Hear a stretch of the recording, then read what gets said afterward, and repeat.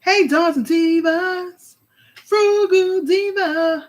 Frugal Diva. What? Yeah. Hey, Dons and Divas. Frugal Diva. Frugal Diva. What? Frugal Diva. Southern Charities Bakery. Southern Charities Bakery. Yes, Dons and Divas. We are here today with another exciting live video. We are doing an Asian food style mukbang. Yes, I'm gonna take these glasses off. Okay, I'm gonna take the glasses off. Okay, lighting is a little crazy. All these lights on. Maybe if I turn one of them off. Better.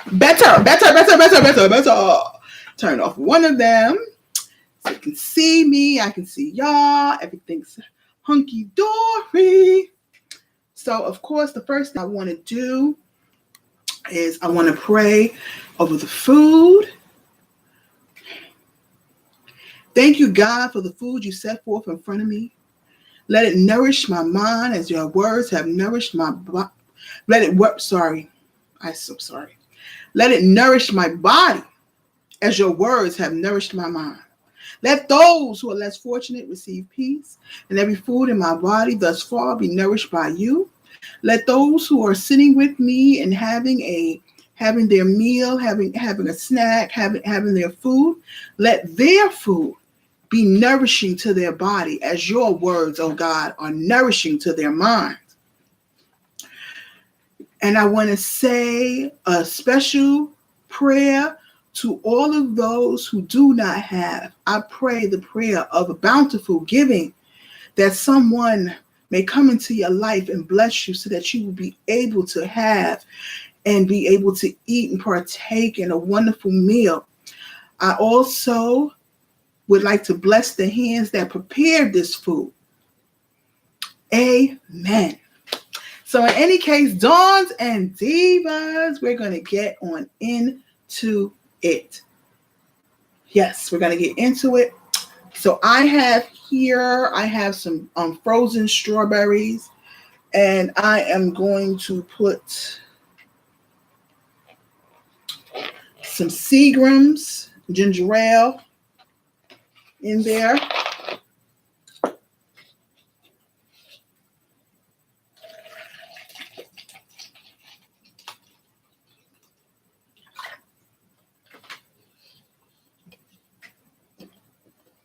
That's what I'm going to do. That is what I am going to do. Let me put my straw in there. Ooh.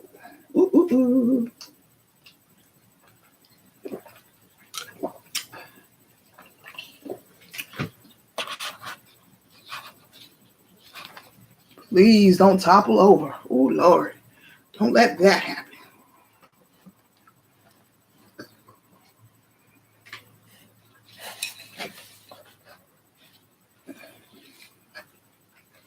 So that y'all can see the drink. So I have my my tissues.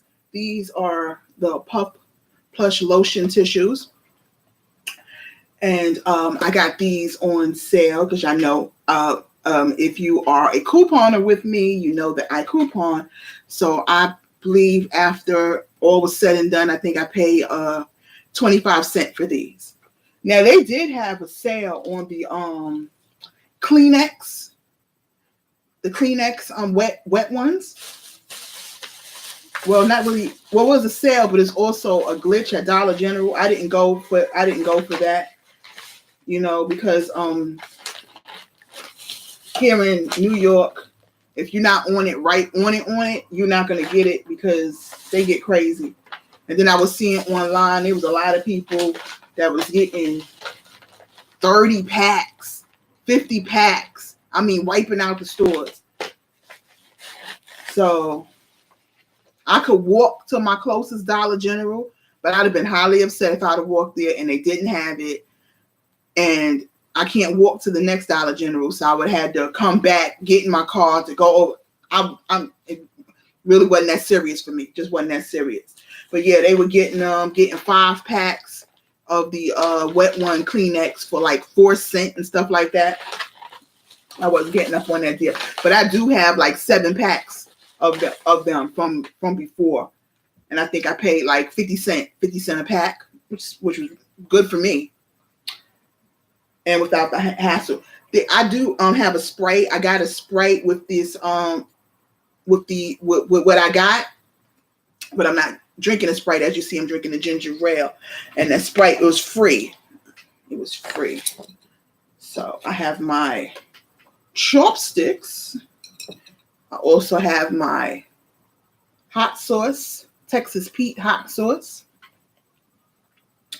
I have blue cheese that I put together because I like blue cheese in my blue cheese, you know? And even when I have ranch, if I'm at home, I chop up some real blue cheese and put it into there because I'm a cheese lover. I love cheese. So, yeah. So now let's get on into the food, what I got.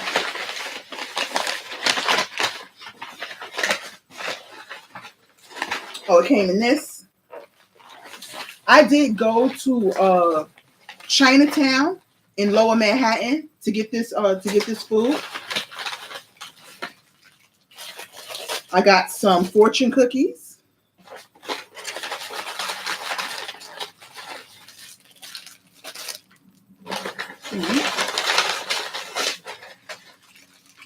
Fortune cookies. I got some fortune cookies. So after we partake in this lovely meal, I got duck sauce. Whoop, drop one. Got duck sauce. Let me put the cookies up there too.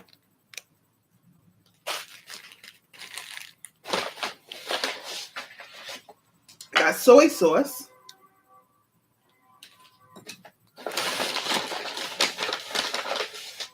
Gave me some napkins, forks,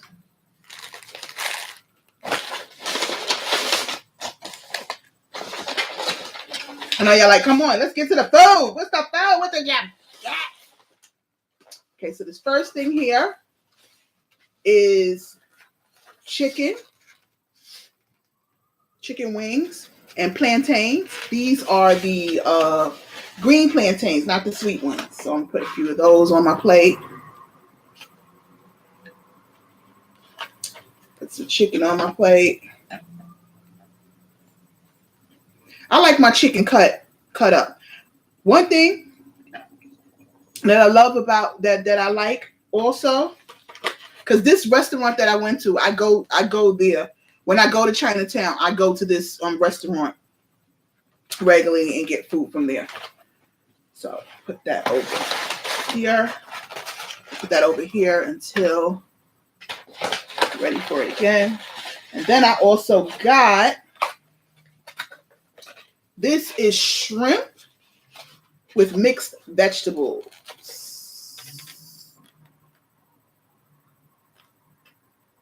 Shrimp with mixed vegetables. And the vegetables are broccoli, string beans, bamboo.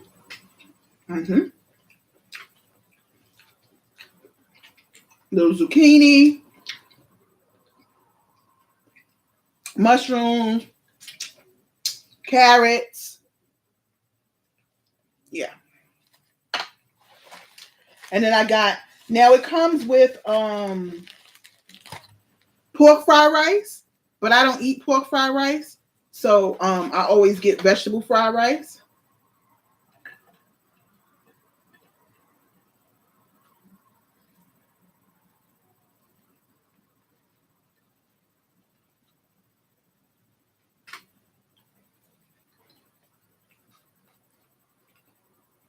Put some of this sauce down.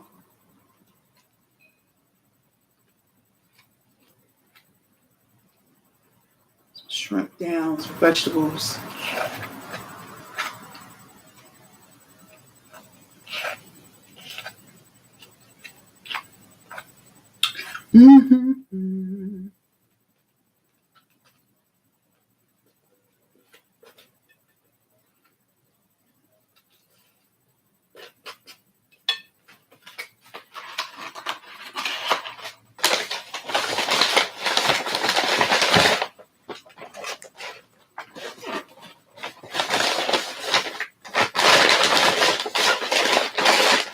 move this out of my way.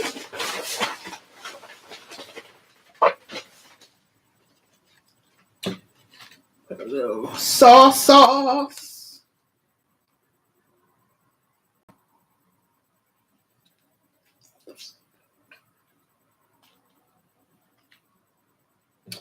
Little duck sauce.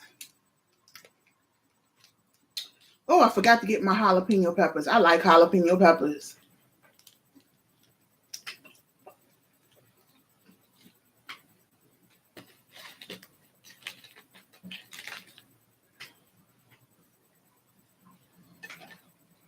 So the first thing we're going to take is one of the plantain. Ooh.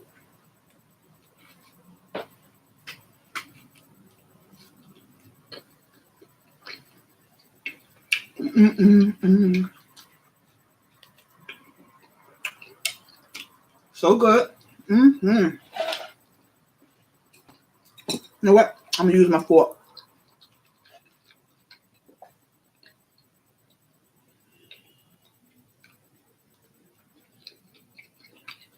The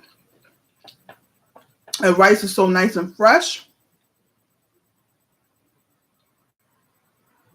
It's got bean sprouts in it.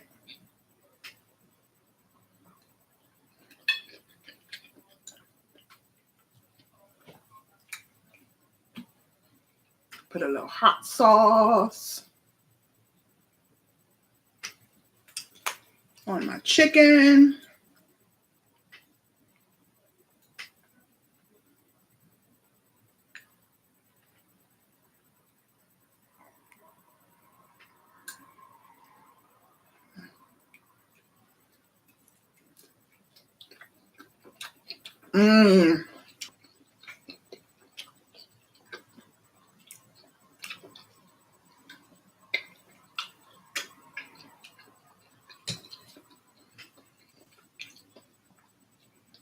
Now, I don't like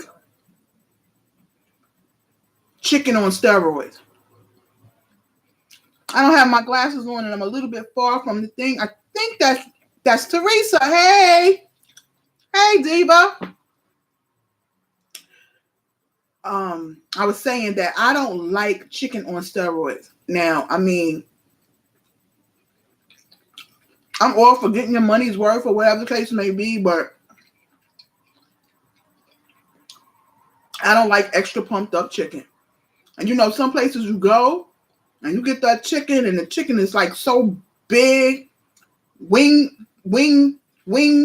wing piece look like a thigh. The thigh look like a breast. No, not me. I don't like that. Give me some regular size chicken pieces. Carrot. Give me some regular size chicken pieces. And first off,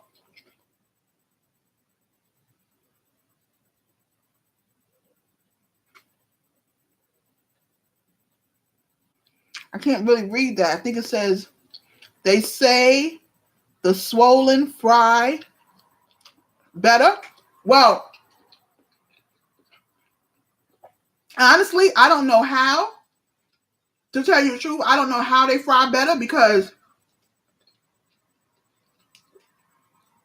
what they're pumped up with is water. They're pumped up with a lot of water. So I'm not exactly sure how they fry better because, you know, oil and water don't mix. It don't mix. We all know that oil and water does not mix. So I don't know how to fry better.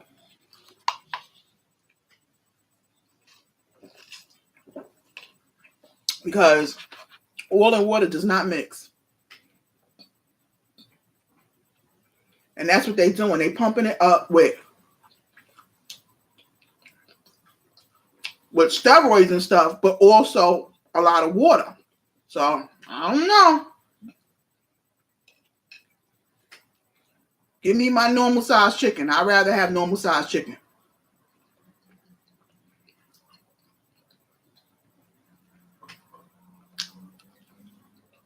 And if I want my chicken to look like it's gonna win a barroom fight, I'll get some normal sized chicken and come home and inject my own water into it. Okay. So and make it look like it's gonna win a barroom fight, you know. So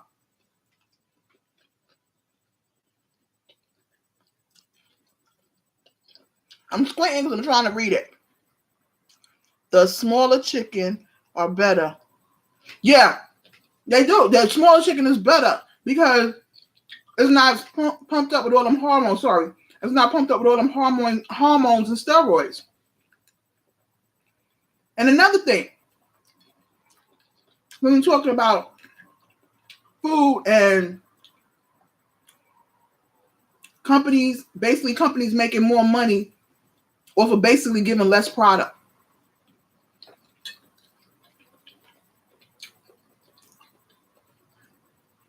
I like, for, you know, especially for health reasons, I love Oreos. But I normally, for myself, I buy the thin Oreos. And for my husband, I get the double stuffed Oreos because he likes the double stuffed Oreos. So I get the thin for me and the double stuffed for him. However,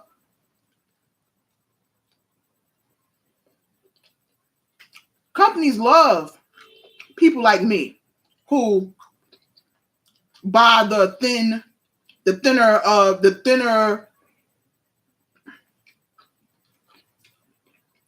foods, or whatever the case may be, or the foods with less whatever. The reason they love people like me is because the thin Oreos cost the same amount as the regular Oreos, as the double stuffed Oreos. But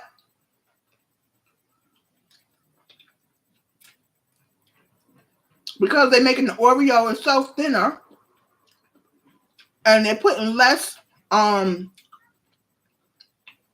cream inside, they're overall spending less money, but still getting the same amount of return. So companies like people like me who still want to eat their product, but, you know, don't want all those calories. So they love people like me. But at the end of the day, they also jipping people like me, because why should the thin Oreos cost the same amount as the regular or the double stuff when you're obviously getting less product? So, you know, I'm like, you know, hey, whatever.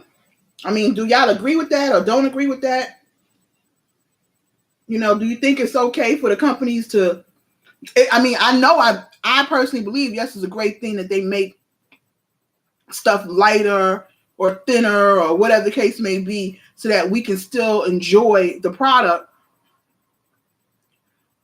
without compromising on our calories and things like that. But at the end of the day, we getting gypped.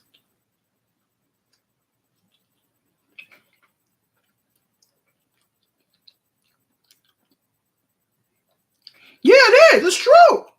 I mean, we, at the end of the day, people like me who's trying to watch their calorie intake and the cholesterol and all that other kind of stuff, we get gypped. We're getting gypped because we're paying the same amount of money for the product and getting less product. Let me tell you what my husband said. My husband said,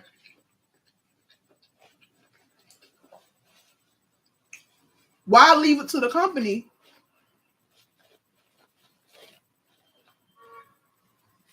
to help you with portion control? Why don't you buy the double stuff for yourself. And if you ate 4 of the thin cookies, only eat 2 of the double stuffed cookies. And in all actuality, he got a point. He has a point.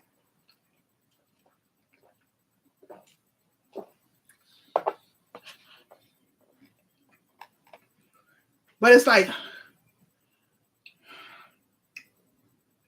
consciously, am I really gonna do that? No, because I know I can eat 4 of the thin Oreos, and in my mind it seems like I'm getting more, even though comparing it to the double stuff, it's only 2 of the double stuff. So I think it's more of a psychological thing. So I don't think I would really honestly, I don't think I would do that. I'm gonna still just buy the thin ones.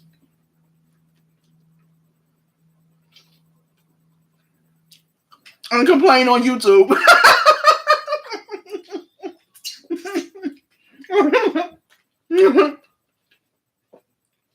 But in any case, what else did I want to talk about? I was watching on the news before I came on to do this live mukbang. I was watching on the news. Let me see.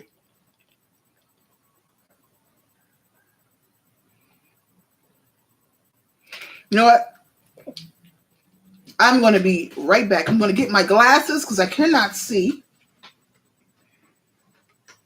And my glasses are sitting right over on the other side of the room.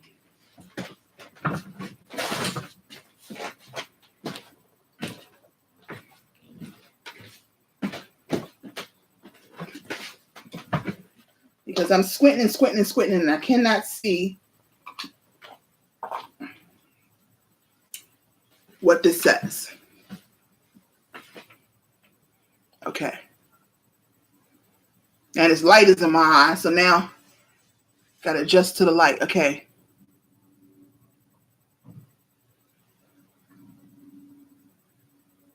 Yes. So you understand exactly what I'm saying, Teresa. Yes. It's a whole mental and psychological thing. I know myself, and I know I love Oreos, and I know that if I bought the double stuff for me just as well as my husband, I am still going to eat 4 double stuff, and then I'm actually eating 8 of the thin Oreos when the serving is only 4. So I would really be cutting off my nose and spite my face to tell the honest to goodness truth. So yeah, I have to agree with you. That's the reason why I buy smaller stuff, because they do, I mean, in all actuality, they do help with portion control. And it helps with the mindless eating, you know? So yeah, I have to agree with that. Buying smaller bags of chips actually help, because once that bag is gone, it's done. And you can move on. Whereas the big bag, you got to sit down and portion it, and it's a little bit harder. But now, as for chips, I'm able to buy big bags of chips, because what I normally do,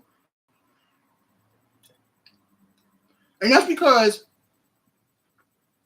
when I buy chips, I normally take them to work with me. So I don't really eat chips inside of the house. Except for if I'm doing a taste testing or whatever, like the other day when I did the Doritos taste testing. But normally I don't eat chips at home. I only eat chips when I'm on the go, when I'm out at work, as a little snack, you know, in between breakfast and lunch. Or if I didn't have breakfast, I'll eat some chips or whatever. It ain't good for you, but something is better than nothing in your body. So what I do is I buy the big bags, and I have the little sandwich bags and I portion it out, especially because I'm not lugging a big old bag of chips in my purse to work. So that actually it helps me in that way. And I normally do that. That's what I normally do when it comes to chips. Now, I know you might be saying, well, if you could do that with chips, you could also do that with Oreos. But I eat Oreos at home.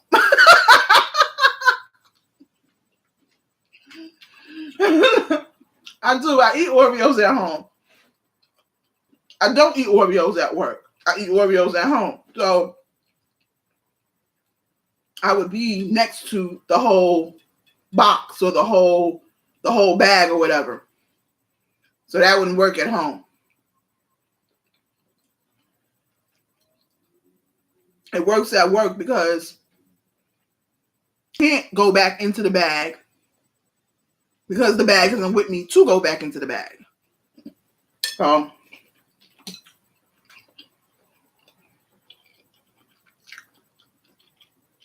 you understand? Yeah. So I can do that with chips because I eat chips at work. But I can't do that with Oreos because I eat Oreos at home. So, and the other day, not even the other day, last night when I bought yesterday when I bought those sweets, I also bought a pack of lemon Oreos. The big pack of lemon Oreos. OMG. I had to take those lemon Oreos and I had to tell my husband, here, take these, because if you don't take these, I'm going to eat the whole thing. And then I'm going to be sick. And then I'm going to have to give it back because I can't put so much in my body. Because as y'all see, I didn't really put so much on my plate. And I'm completely full. And I'm full to the point of I don't want to anymore because I don't want to give it back. I want to be able to enjoy it. So I have to leave it alone. But I did. For me, I ate a lot. Maybe not for someone else, but for me, I ate a lot. Especially because I don't know. I'm pretty sure I told y'all, but I'll just reiterate again. I had surgery. I had the weight loss surgery. So I'm only at 50% of my stomach. So I can't put so much in my stomach or I will get very, very sick. And then I have to give it back. But in any case, yes, I'm going to sit and we're going to have some more conversation, how the case may be. I'm going to get this food. Oh, I know what I wanted to do.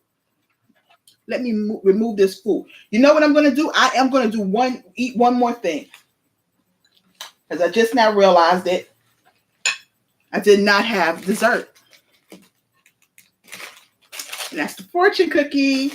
And then after that, I'm going to show y'all a surprise that I've been waiting for. I've had it for months. And I'm waiting to open it up.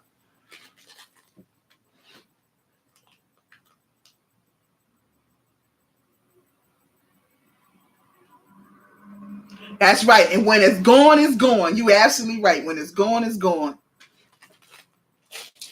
So the fortune cookies, going to open up those. Going to open up one.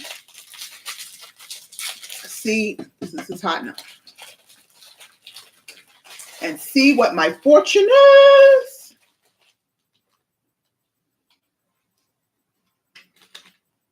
Can I move this? Move this? Move it, move it. I like to move it, move it.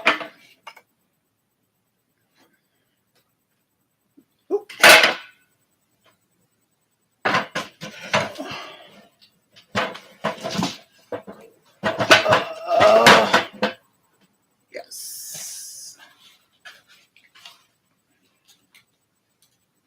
It's the fortune cookie.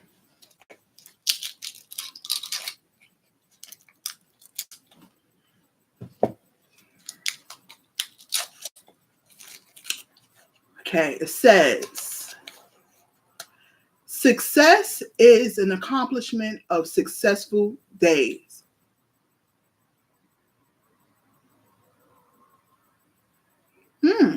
Okay. Success is an accomplishment of successful days. And then on the other side, it says how about another fortune, second fortune, blah, blah, blah, blah.com. Okay. But it says success is an accomplishment of successful days.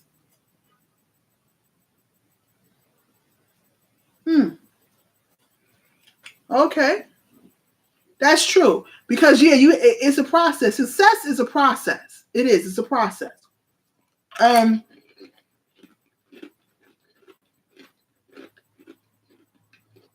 Even though, it is. It's a process. So, because no matter, and it's a process of many days. Absolutely right. Success is an accomplishment of many days. That is very true. Very true. Because I was sitting thinking about like a lottery winner. I'm like, that isn't a many days. But in all actuality, it is. Because I don't think there is no lottery winner who has won that was the first time ever playing the lottery. Because I'm positive if the case, they would definitely say it. But there's no lottery winner who has shown up and who has said, this is the first time I ever played the lottery and I won. So no, that's even still an accomplishment of several days, because you play the lottery, and then finally your chance comes and you win. So yeah, I can't think of anything that is just automatic, boom, automatic success.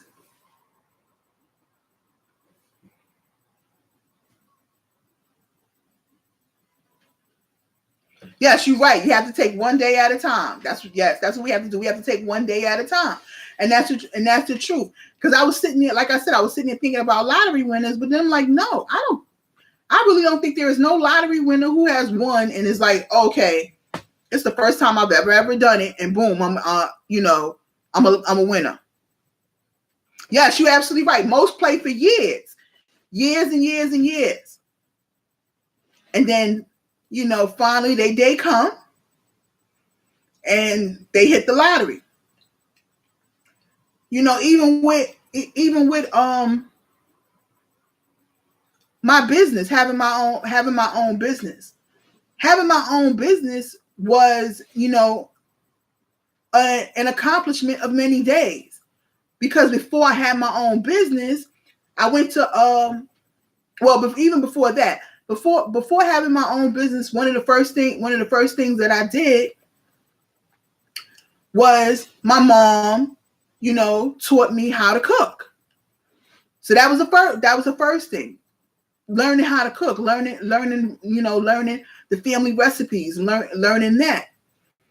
And then while I was doing that, let me tell you, I've always been a hustler. I've always been a hustler.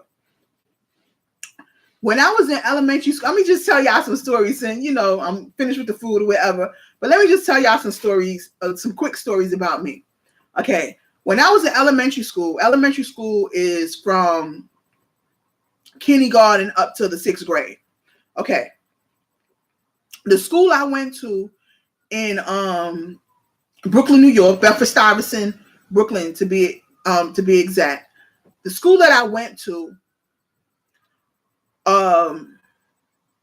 across the street, but not right across right across the street was the pool, Marcy Pool.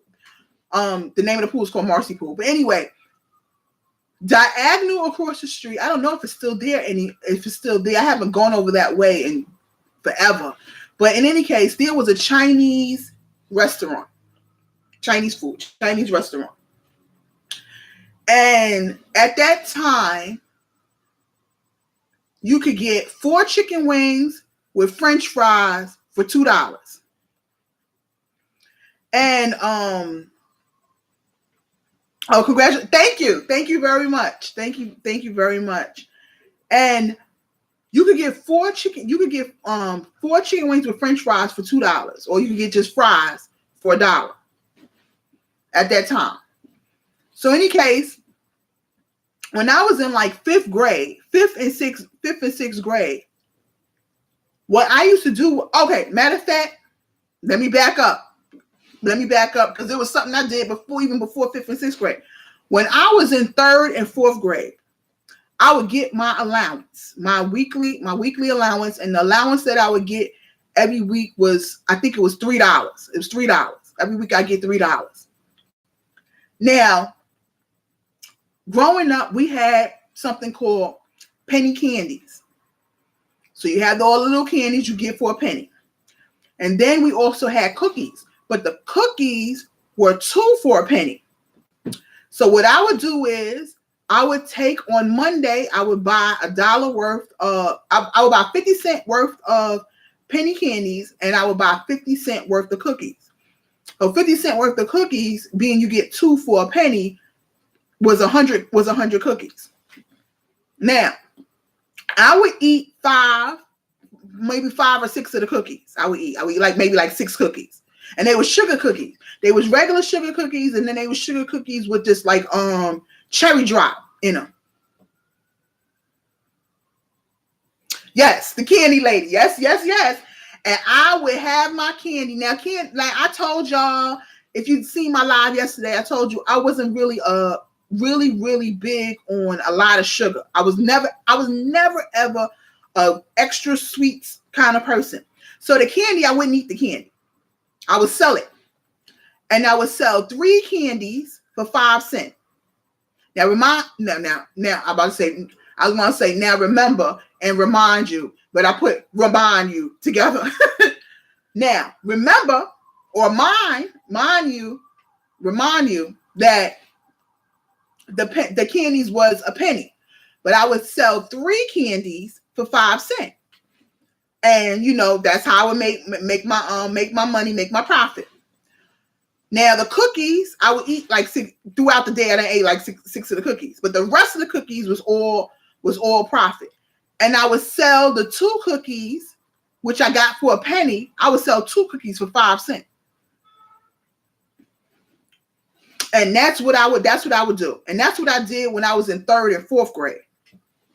And then when I got to 5th and 6th grade, like I said, there's a Chinese restaurant, which was across the street from the school. So the way our school was set up, we had it was open.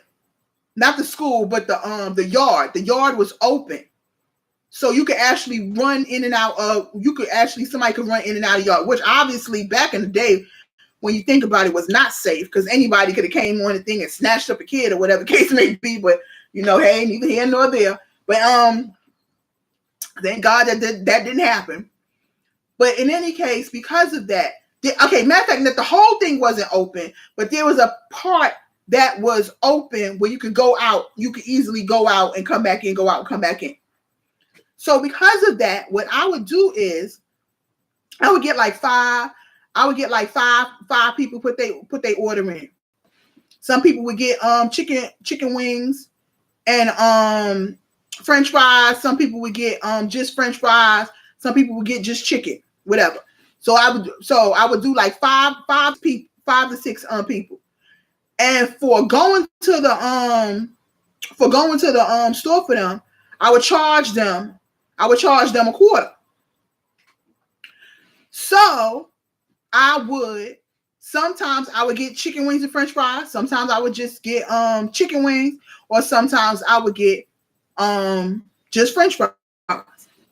But anyway, either way, however way you put it, at lunchtime, I didn't pay for it, because once again, I'm charging them to go to the thing. So they just look out for me, because our principal, God rest her soul, she passed away about 8 years ago.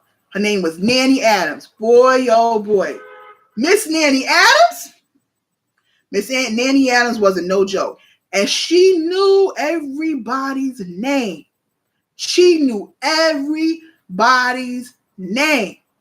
And she and her office looked out onto the yard, so she could see everything that was going on the yard.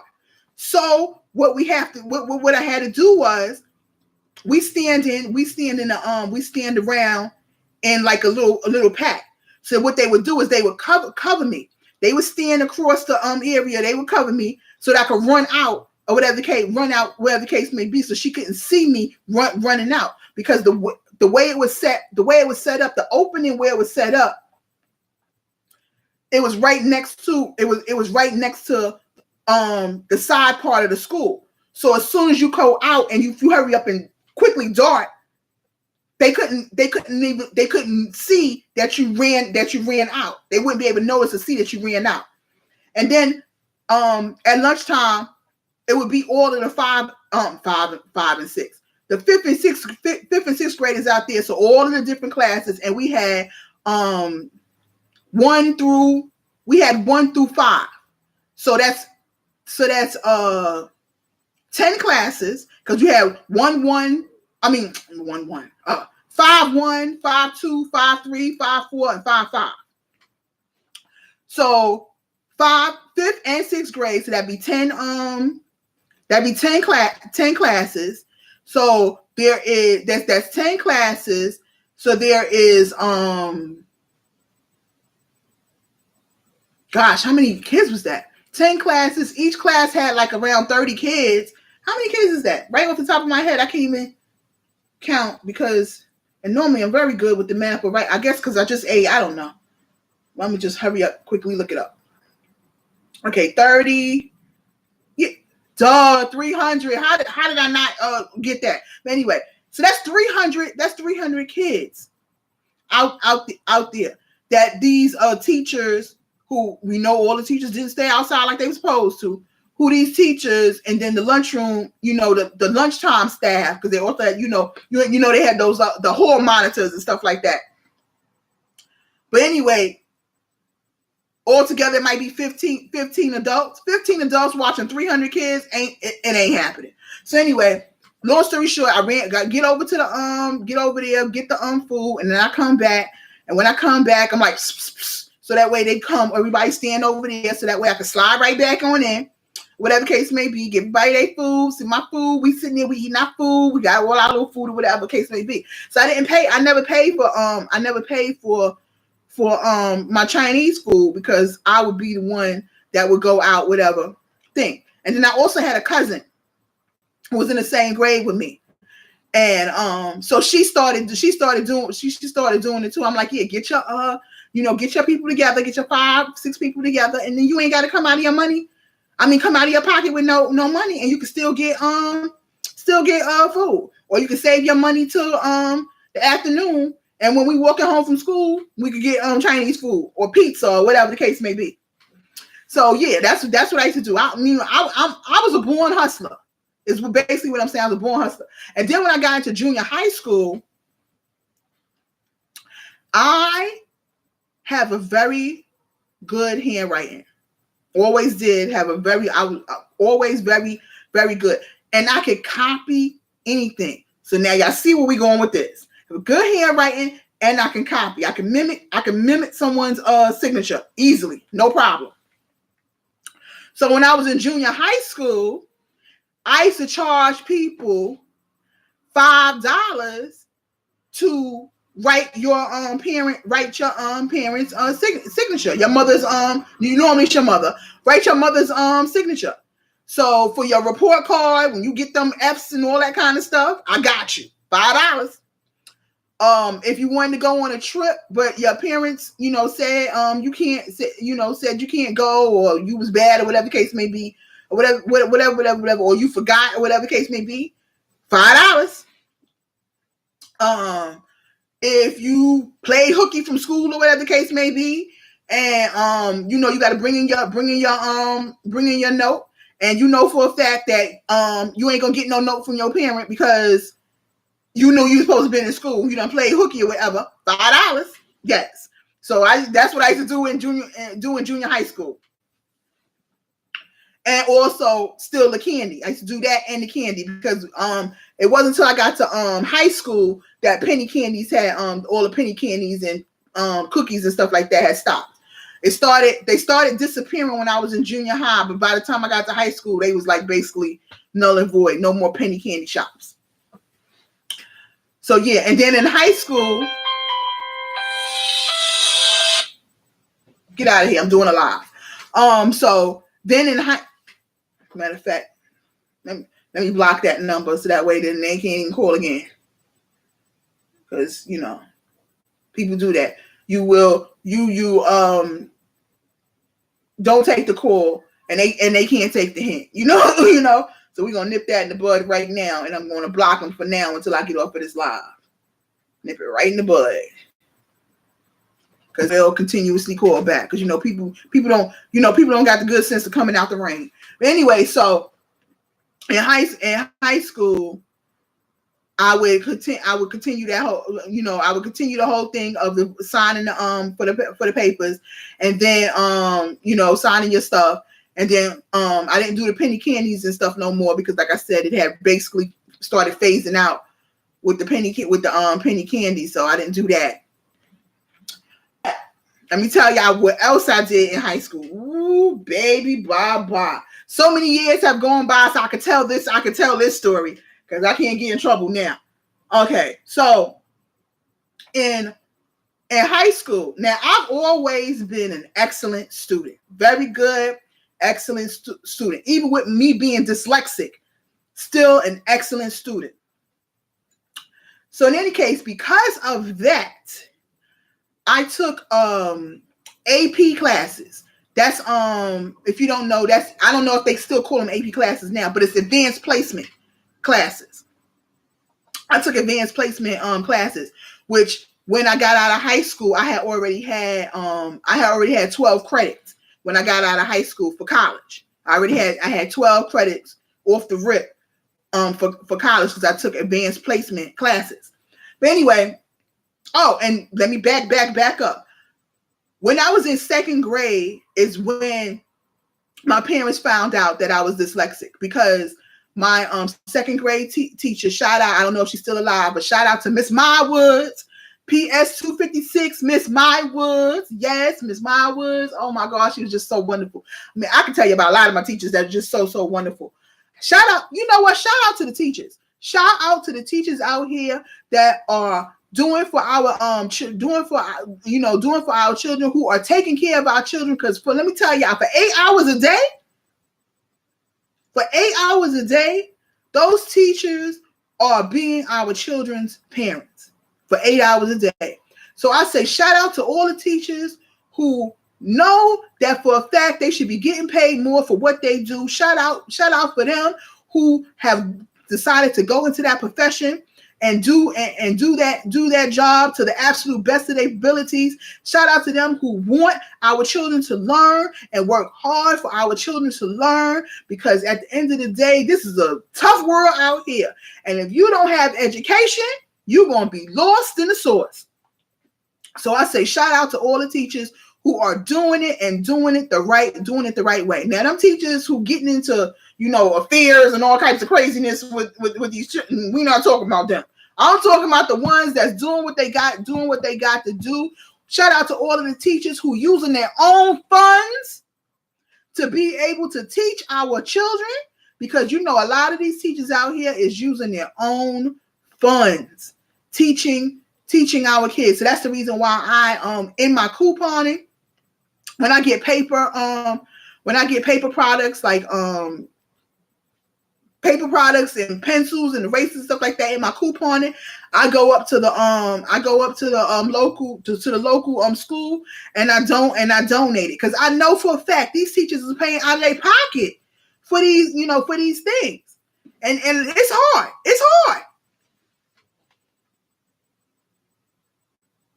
You're absolutely right. They do. They need more money, because it's hard. It is hard. So in any case, Miss Maya Woods, her son was dyslexic. So she saw the signs. Like I used to keep, oh my gosh, I had papers in my desk at second grade from when I was in first grade and when I was in kindergarten and first grade.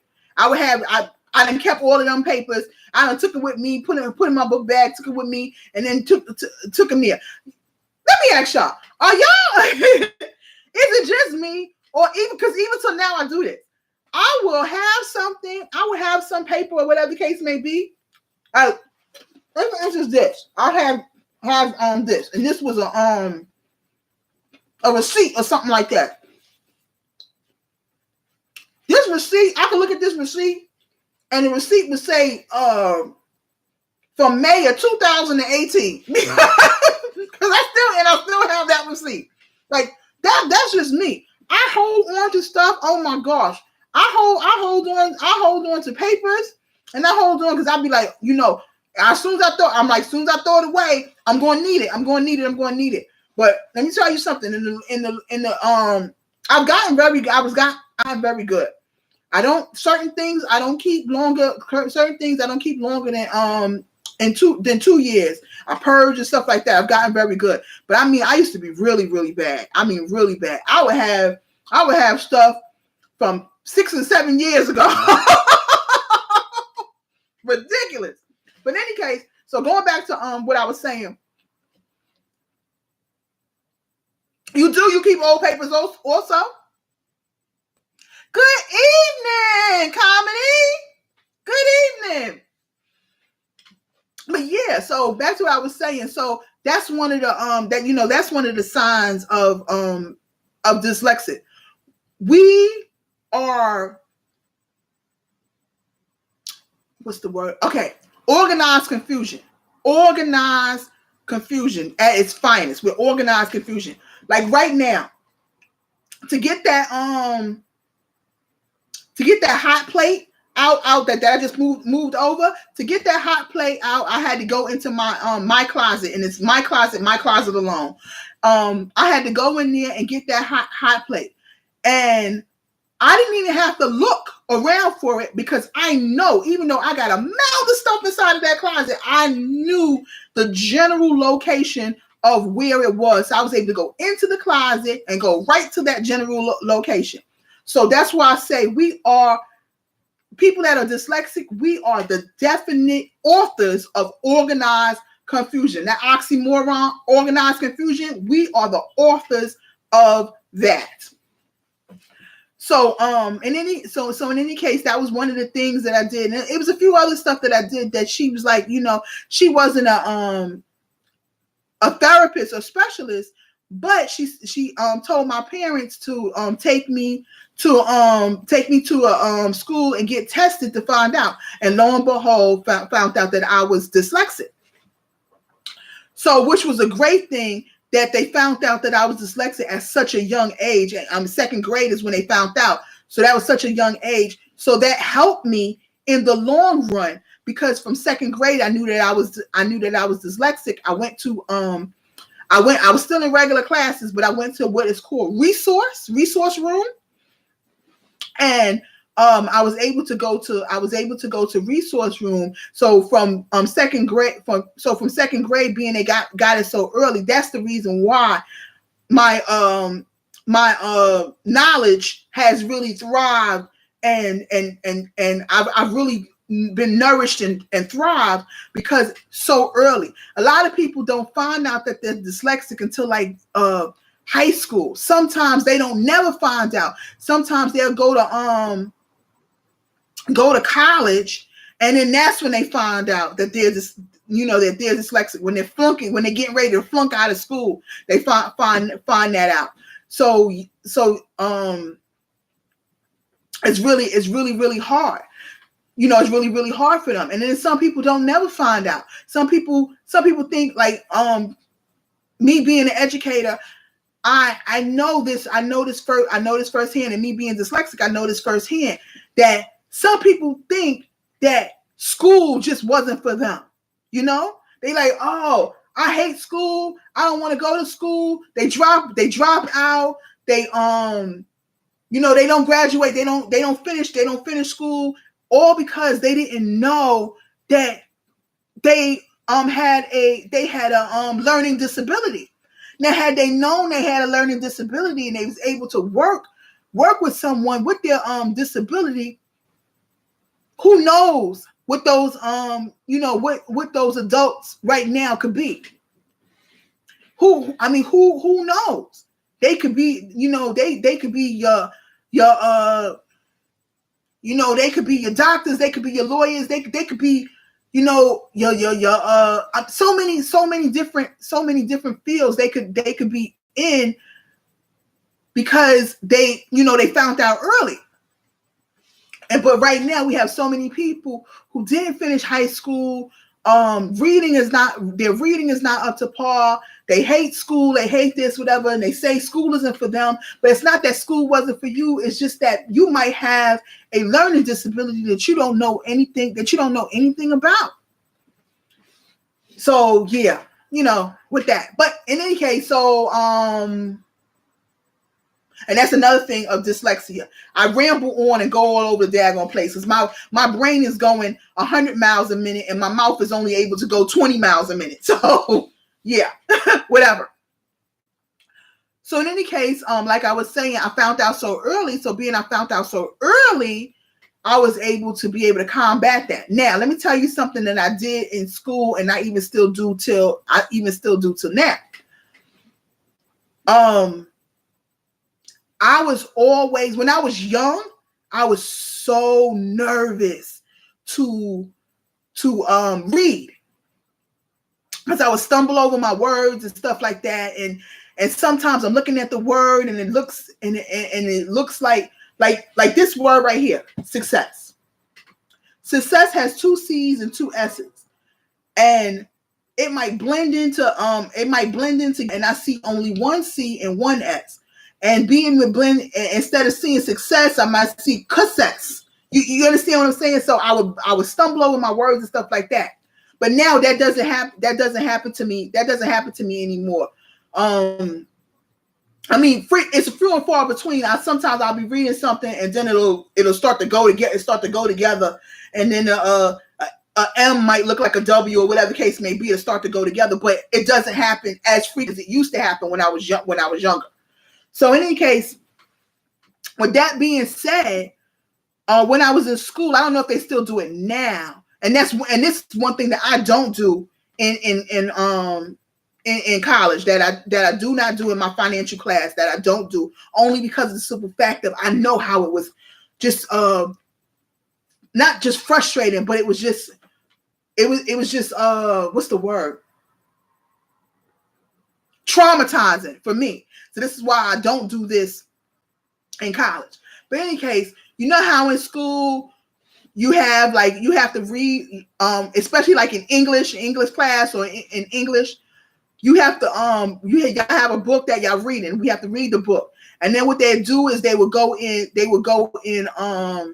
Some teachers would go in order, like the first person go down the first row, and each person would read a little bit of the passage, whatever thing. I liked teachers who did it like that. I loved teachers who did it like that. And then you had teachers who wouldn't ask you to raise your hand. They would just randomly pick people to do the reading. I hated those teachers. And I know hate is such a strong word, but I hated those teachers because I didn't know when I was going to get picked on. So it was just so traumatizing, because it's like, oh, I'm going to stumble over the words. They're going to laugh at me, all this other kind of stuff. So anyway, but when I had teachers, oh, you hate to speak in class? But see, y'all see now, I'm talkative. I'm chatty patty. Like, it's like you can't shut me up.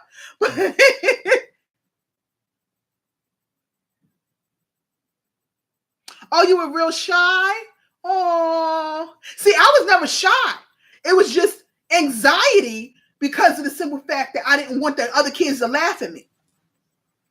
But then I started getting really, really strong in what I'm about to say. So when I had teachers who would do the in order reading, I loved those teachers, because if they do the in order reading, I can go down the line. While somebody else is reading, I can go down the line and get to my point where I know I'm going to have to read and read it beforehand. So that way my eyes are familiar with the words. So that way I don't stumble over them. So then I got so good at doing that I could read my part. And while I'm reading my part and somebody else is reading their part, I'm still hearing them, because you got to still be listening to what they're saying, because when the teacher call on you to ask a question, you can't be like, you don't know, when the person just read the thing. Like how you don't know, how you don't know the answer, how you don't have any thing on it when the person just read the daggone thing. But anyway, so I got so good. By the time I got to junior high, I got so good at it that I'm able to read my part. So that way I'm already familiarized with the words and I don't stumble over the words, and also listen to the other person and what they're reading. So that way I'm deciphering what they're reading in my head. So that way if the teacher asks me a question, I'm able to answer that question. Also, I'm not gonna get laughed at because I went over the thing. And then if it's a word that I'm having trouble with, while they doing their reading, I'm sounding out the word, so that way I get the word. And that's also the reason why, like this right here, y'all gonna get a lot about me. Also, what do you call it? I love word origins. I always loved word origins. Reason being, especially in English, is because if you understand the word, if you understand the meaning of the word and the origin of the word, there is no word that you'll be able to come upon and not be able to say or be able to easily sound out or know the meaning of. And that's something I really pride myself on, looking at the word, knowing the word. Like there could be a word that I have never ever seen before. And I can look at the word and still know the meaning of that word because of its prefix and its suffix. Because of that, you can still get the word. Like, let me just pull out a word that we don't use in everyday language.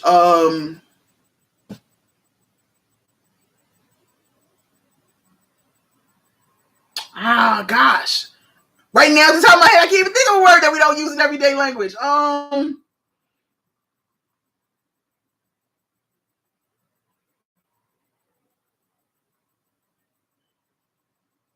Subsequential. Okay. Now, if you've never seen the word subsequential before, you're like, okay, what the heck does this mean? Subsequential. What does that mean? Okay. Sub is what? Sub is breaking down part. It's part. Sub is a part because it's the substitute or a part of. Word substitute. Part of. It's a part. Not a whole, but a part of. So sub.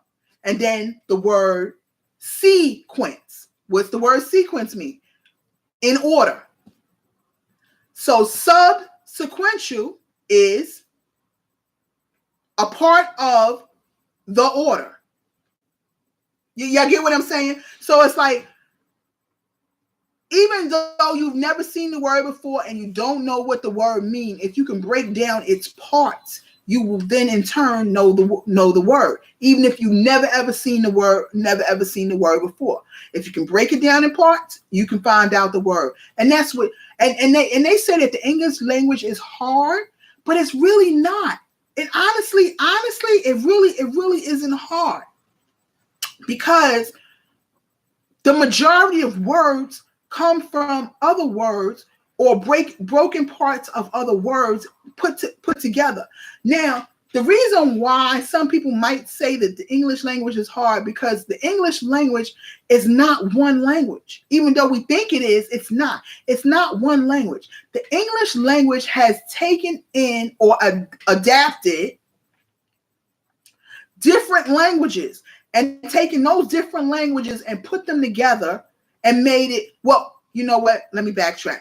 I don't want to say the English language, the American English language, because the English language, the European English language is different. So the Americanized English language is language that has been taken from many different places. They've taken from the Latin, they take it from the French, they taken from this, they taken from that, from the Spanish. They've taken from all different languages, and they put it all together and combined it and made it the English language. So in that aspect, that's the reason why the English language may be hard, because it's taken many different languages and put it together and just smashed it together like a sandwich and they created the American English language. But in the other aspect, it's not hard, because if you understand suffixes and prefixes, you'll be able to understand the words. Suffix, prefix, and the root, which is the main, which is the main word. The suffix, the prefix, the root, and you got the word. You'll be able to know the meaning of any word that comes in front of you. Oh, thank you. It is. It's a very good skill to have, and it actually really helps me even with talking to people on an everyday basis. Another thing that I do, I pay attention. I pay close attention to people. When people are talking to me, I'm listening to them. I'm not one of, because you got some people who, when somebody's conversing with you, that all you're doing is waiting for your turn to speak. So if you're waiting for your turn to speak, you really ain't listening to nothing that person is saying. So that's the reason why a lot of times we have so many misunderstandings, because instead of listening and hearing what the other person is saying, all you're doing is waiting for, and I'm not saying you per se, whoever it is that's watching me. And I'm saying in general, a lot of people is just waiting for their chance to speak. They're not listening to what the person's saying. They're just waiting for their chance to speak. So while waiting for their chance to speak, they only hearing bits and pieces of what the person is saying. And then if they hear a bit or a piece that they don't personally like, then they jump on that piece and want to, add on or say whatever to that piece. Whereas if they just stop and completely listen to the person, hear what the person is saying, then respond. And when you respond, you're able to respond to the full gambit of the conversation that's being spoken, as opposed to taking out a bit and a piece and harping on that bit and that piece. And that's how we get into a lot of different conflicts, because people are just waiting for their chance to speak instead of really listening and hearing what the other person is saying. Oh, in any case, I'm a person that I listen to people, but because of me being a person that has to, like, when I'm read something, and while I'm reading it, I'm listening to what you're saying, trying to take it in, so that way I can be able to give feedback or whatever it is that I need to do. People sometimes think that I'm not paying attention, when I'm paying full attention. They don't know that I have been honing this skill for years and years and years of being able to read something and still hear exactly what you're saying. Or if I'm not reading something, I'm giving you my full attention. I'm giving you my full attention. Especially certain things that people are telling me, I'm giving them my full attention, because I'm really listening to what you're not saying just as much as I'm listening to what you are saying. And I think that's the reason why God has given me that gift of discernment. I can discern things. God has given me that gift because I'm really paying attention to what you're saying, but I'm also paying attention to what you're not saying. I'm looking at your body language. I'm looking at how you're, how you're carrying yourself. I'm listening to the highs and the lows in your tone and your structure. That's how I can tell when people lying, just straight up lying to me. Because a lot of times when somebody is lying to you, their voice starts to fluctuate. It starts to fluctuate. Now, it don't necessarily mean just because their voice fluctuates, it doesn't necessarily mean that they're lying, because they might be excited. Because I get overly excited and happy when I learn stuff. Because when I'm learning something, I get hyped up and stuff like that. But along with me getting hyped up, I just get, overly whatever hyped up. But my tone don't really change, nor does my body language really change. It's like a whole. It encompasses the whole things when people lie. When people lie, their tone changes, their octave changes, their eyes start to go all the way dark all around. Their body language starts to shift. They don't, you know what I'm saying? Like, they don't want to look you directly in the eye. Their voices is going up and down and up and down. It's fluctuating all over the place. Because they're not sure. They're not sure of the lie that they're telling. So they're all over the place with it. So yeah. You're absolutely right. Teresa. What people say is really everything. Somebody can tell you something, and what they told you is really only 30% of what they really mean. All that other stuff that they didn't say and how they didn't say it and what they tried to omit and whatever the case may be, that 70%, that's the real deal, Holyfield. Okay, that's the meat and potatoes of what is going on with them. It is. It's the meat and potatoes. So in any case, I veered way off, because I was talking about being an entrepreneur and hustling. I went all the way over. Oh my gosh! But in any way, I can tie it back together, because to be able to sell stuff, to be an entrepreneur and be able to sell stuff, you have to understand people, because you have to understand what they want and not necessarily what they need, because a lot of times you're selling stuff to people that they don't necessarily need it. You have to make them believe that they need it, So depends. Like, for instance, I own a bakery. In all actuality, do people really need cupcakes and cakes? Heck no, they don't need it. But if they don't buy it, my livelihood, that cuts a structure into my livelihood. So of course, I have to sell people on my pastries and my if you're a person that likes savory, I have to sell people on my savory pastries. If you're a person that I see like sweets, I'm going to sell you on my sweeter pastries. You know what I'm saying, breads and things like that. Because at the end of the day, I got to make a living. I got to feed my family. I got to do all of those things. But so yes, I can tie it back together. I went way to the left. I can bring it on back into entrepreneurship.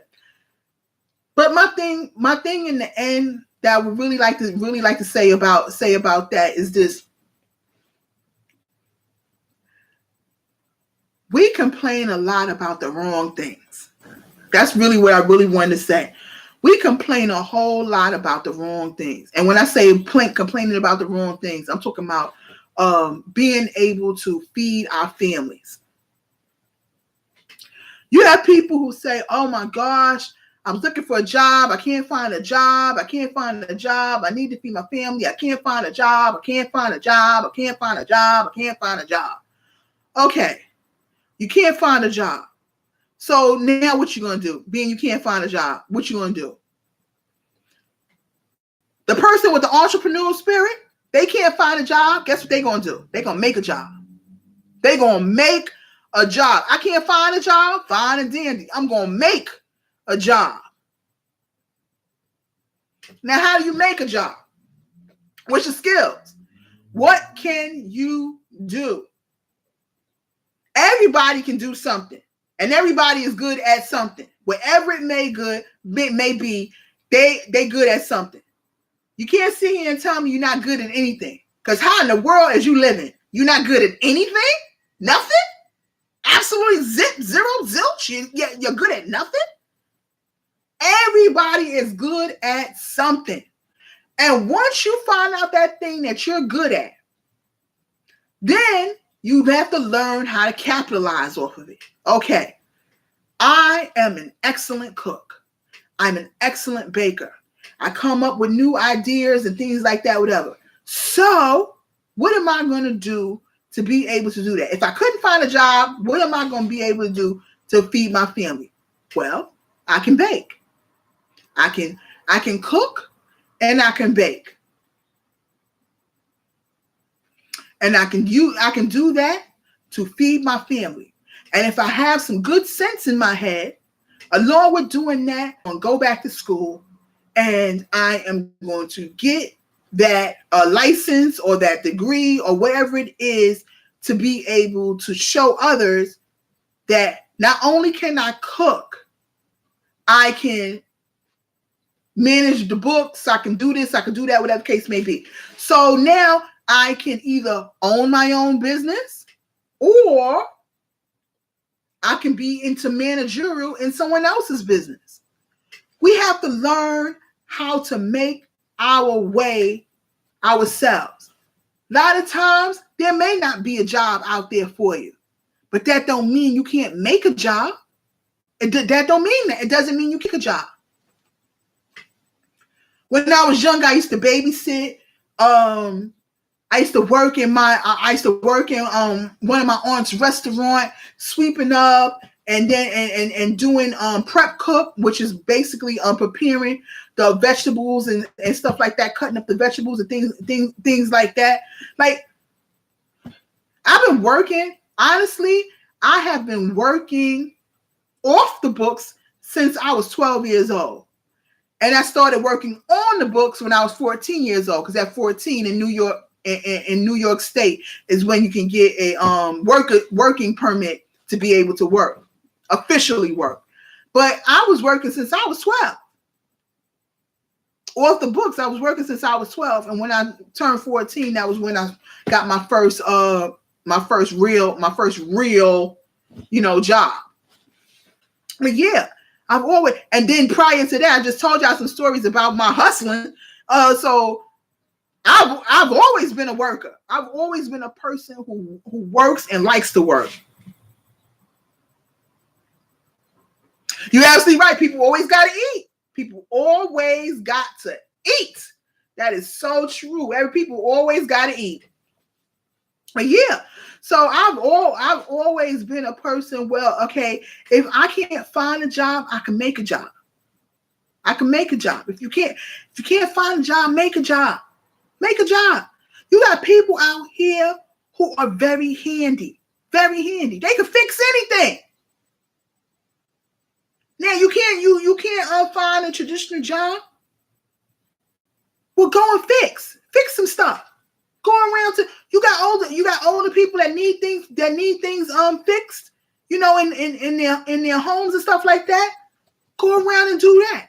Put in some volunteer work at the senior centers. Get to know the seniors. And then you'll be able to get some jobs. You good with your hands? Me, I'm a cook. If I didn't have the bakery, if I wasn't a professor, if I wasn't a minister, if I didn't work for the city, if I didn't work for the city of New York, if I didn't do any of those things, I still know how to cook. So I would take my butt on down to the senior center and volunteer. And get to know the seniors at the senior center. And then be able to cook for them. I got a car. Go down to the church, to the senior center, volunteer. Get to know the older people. I can take three of them. I can take three of them in my car and take them food shopping and charge a little fee. It's so many things that we could be out here doing. But you got a lot of people who would rather rob and steal and hurt and maim and kill, and then blame it on they didn't have money. They didn't have this. They didn't have a job. Come on now. It's so many things. So many. That's the reason why here in New York City, it is illegal to panhandle. It's illegal to panhandle. And that right there, I have to agree with that. But it's also illegal for, and this is something that young kids do. I mean, some people like in their early 20s, I've noticed do it too, but whatever. Hey, to each his own. But the younger kids do it. That's like, in high school and stuff like that, 16, 17, 18, 19, 20, 21, 22, 23, 24, 25, stuff like that. On the subway, what they'll do is they'll go and they'll buy from maybe the big box stores like BJ's and Costco, Sam's Club, stuff like that. They'll go and they'll buy cookies, the packs of cookies, like the famous Amos cookies or the little Keebler cookies or whatever the case may be, and whatever. They'll buy those things. So it'll be like, say for instance, 30 little Oreos come in a pack, and 30 of little packs of Oreos come in a pack. And for them 30 packs of Oreos, they pay $10, right? So they go on a Subway and they sell those packs of Oreos for $1 a piece. So they paid $10 for them. 30 came in a pack. So that means they're going to, if they sell all of them, they'll sell it and they'll get $30 minus the $10 that they pay for it. So that's $20. And that's $20 profit that they make. Now, that's also illegal, to do. But I don't agree with that. I would much rather our young people sell these cookies and candies and stuff like that on the subway than for them to be out here robbing and stealing and hurting others and maiming and doing everything under the sun that's going to get them a record, that's put in the system, that's going to get them that's going to get them that strike, that's going to hurt them.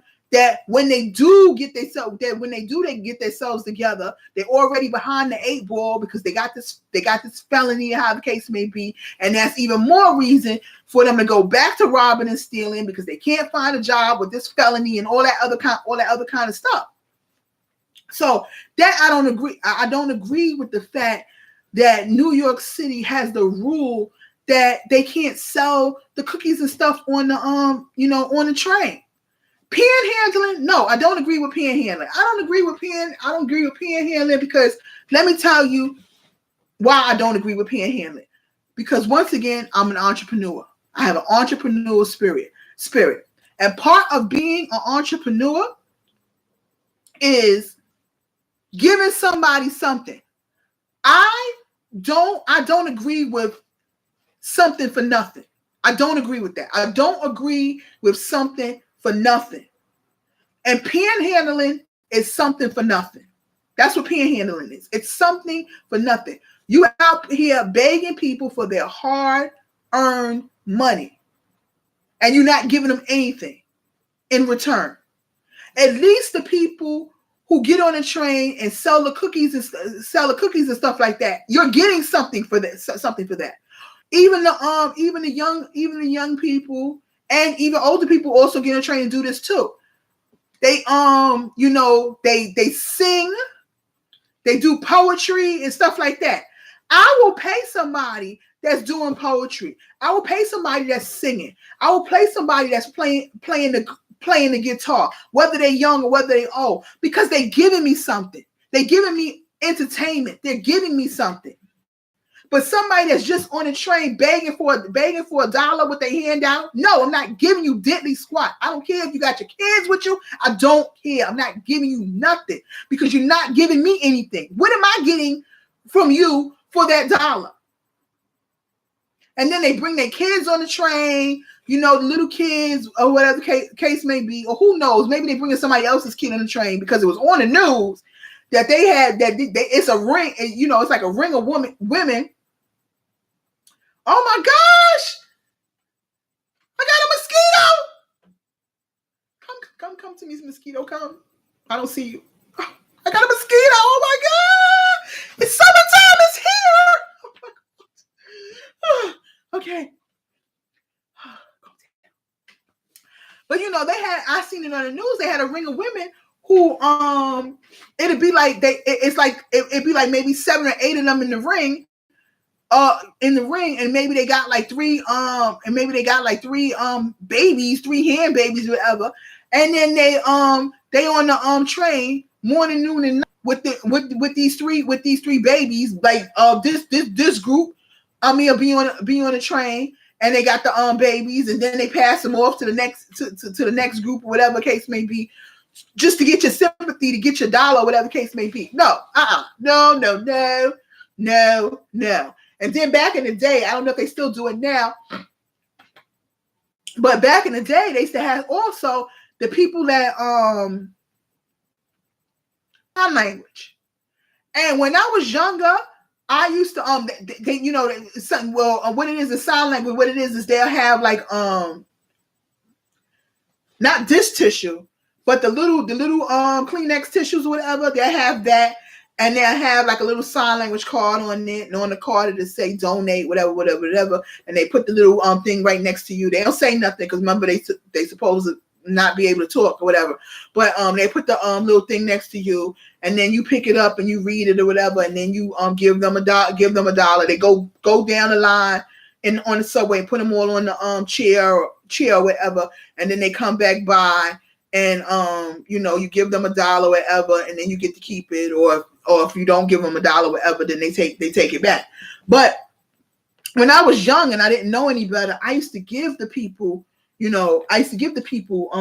monies for that. But then I found out that one, a lot of them are not mute. They can talk, and two, a lot of them are being held. A lot of them was being held against their will, being sent out on the streets to collect this money because they were like illegal immigrants and stuff like that, and they was being held captive, held against their will. They had to go back to this place and bring in all of those monies. It was a scam. It was a scam. Whoever it was that came up with it, it was a scam to get people's money and stuff. So. When I got older, I found that out. Now, I'm not saying that every person that was on the train was doing that, but found out a lot of the different rings was doing that. Let me I'm getting notifications coming up from different YouTubers that I'm subscribed to. So then I can't see your comments. Yes, let them sell soda and water. Let them sell the daggone stuff. I'm all for entrepreneurship. That's what I'm for. I'm all for entrepreneurship. If you have a good or a service, let them sell that good or that. I don't know why I shooed that daggone mosquito away. I should have killed it. I should kill it. So in any case, yeah. So what was that? Oh yeah. So yeah, I'm all for entrepreneurship. As you see, I just told you some stories about things. Oh, I knew what I was going to tell y'all. And I'm also going to show y'all this. I've been holding this for months and months and months and months and months. This is a candle, and I don't know what candle is inside here. I was giving it for free by one of the managers at the Bath and Body Works that I normally frequently shop at. I was giving this in January. See what month it is now? I was giving it in January, and I was doing a video, and I went through the video, and I was going to get, and I got to this point, and then then my camera needed to be charged, and I never came back on and finished the video. So I never ever opened this up. So till this day, I still don't know what candle is inside here.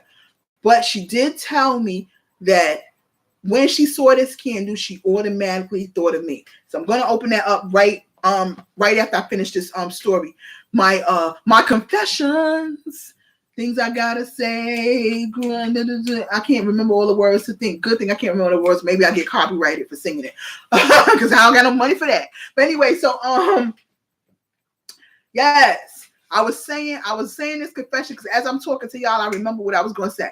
So I'm saying this confession, and now I cannot get in trouble for it because it's so many years since it's on past.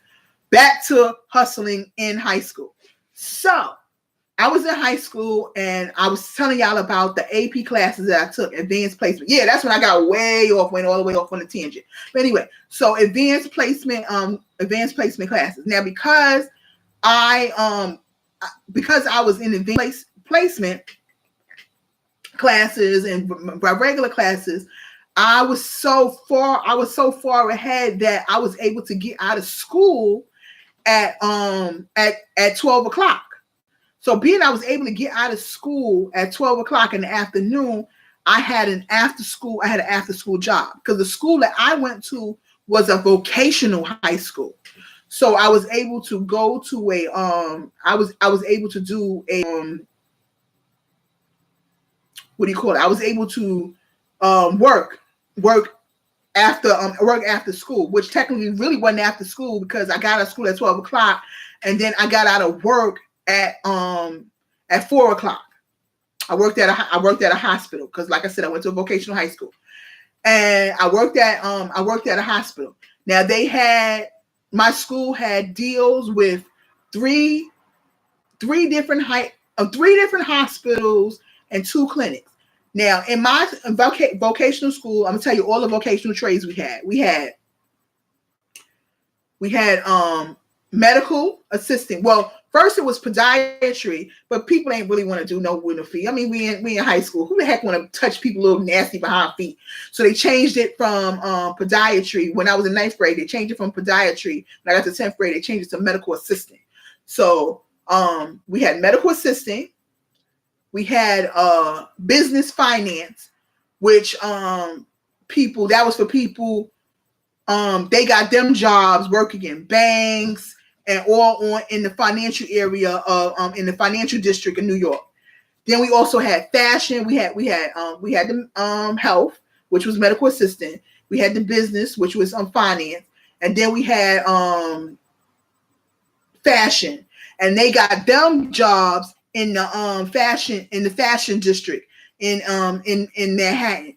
So they got jobs at places like working at like kind of like the headquarter places. They wasn't working like in stores. Like they got us good jobs in good places.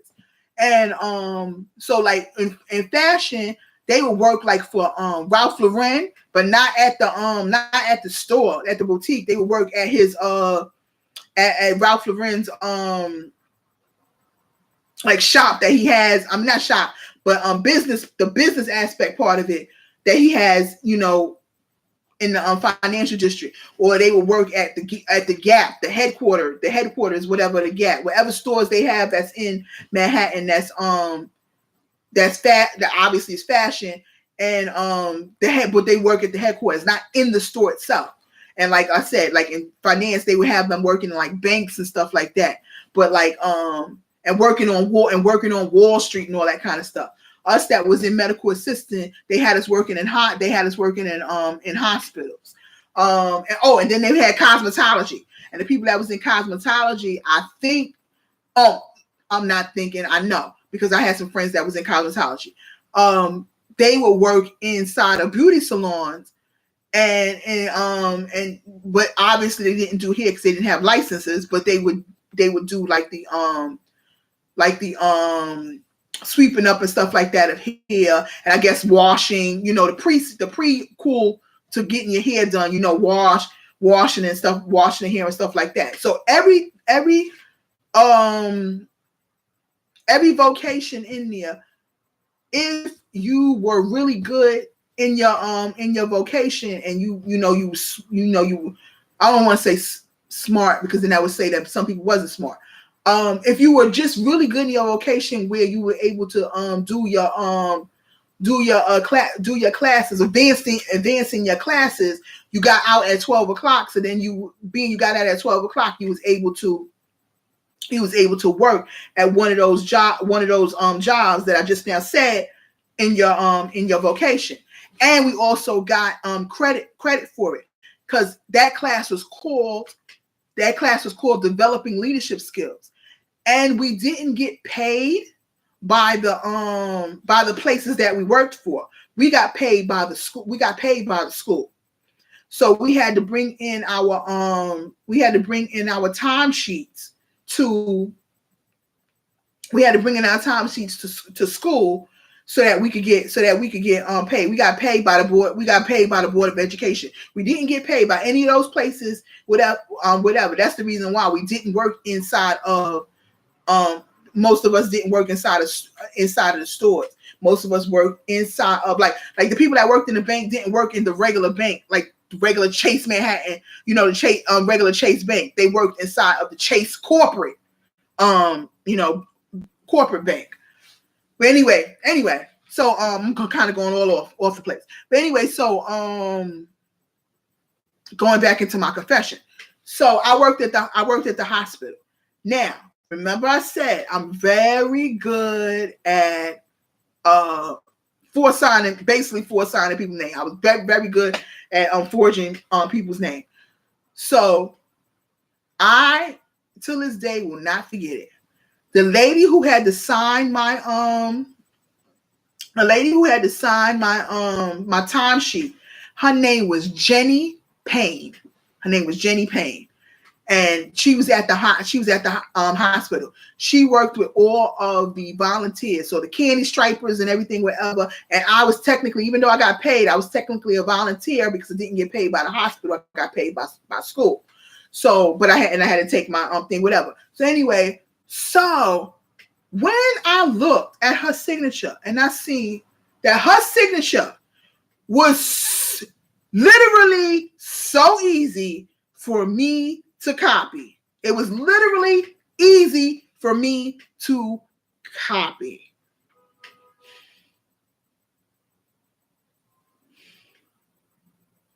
I said, I don't have to come to work every day. I can come in, I can punch in and go about my business. So this is where the confession comes in.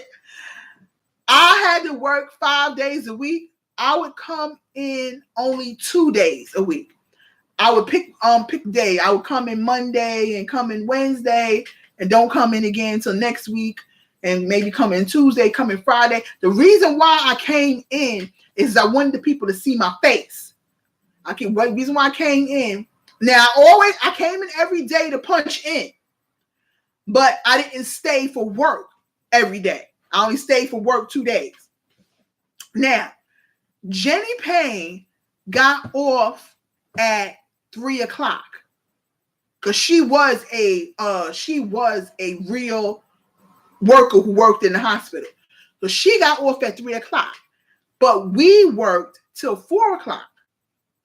So that's the reason why we had to have also a paper timesheet. We clocked. So now what she did was she would every week she would collect our clock in timesheets. And from the clock in timesheet was how she signed the papers. So I would come in every day and clock in. But we never ever clocked out, because once again, her office closed at 3 o'clock and we got off at 4. So what we had to do was we had to have somebody else just sign a book that was on the unit. So it could be the nurse, it could be the clerk, or whoever the nurses, the nurse's aide, whoever. just sign the just sign the book saying that we was there. That was the reason why I would come in at least 2 days a week, so that way they could see my face. Because they wouldn't sign let me tell you, they wouldn't sign the book every day. They just signed the book once a week, basically acknowledging that they seen us or whatever the case may be. So that's what I would do. So I make sure I come in at least 2 days, so that way people could see so that way the nurses or the clerks and whoever else could see my face, the doctors and everything, they could see my face. So I was always a very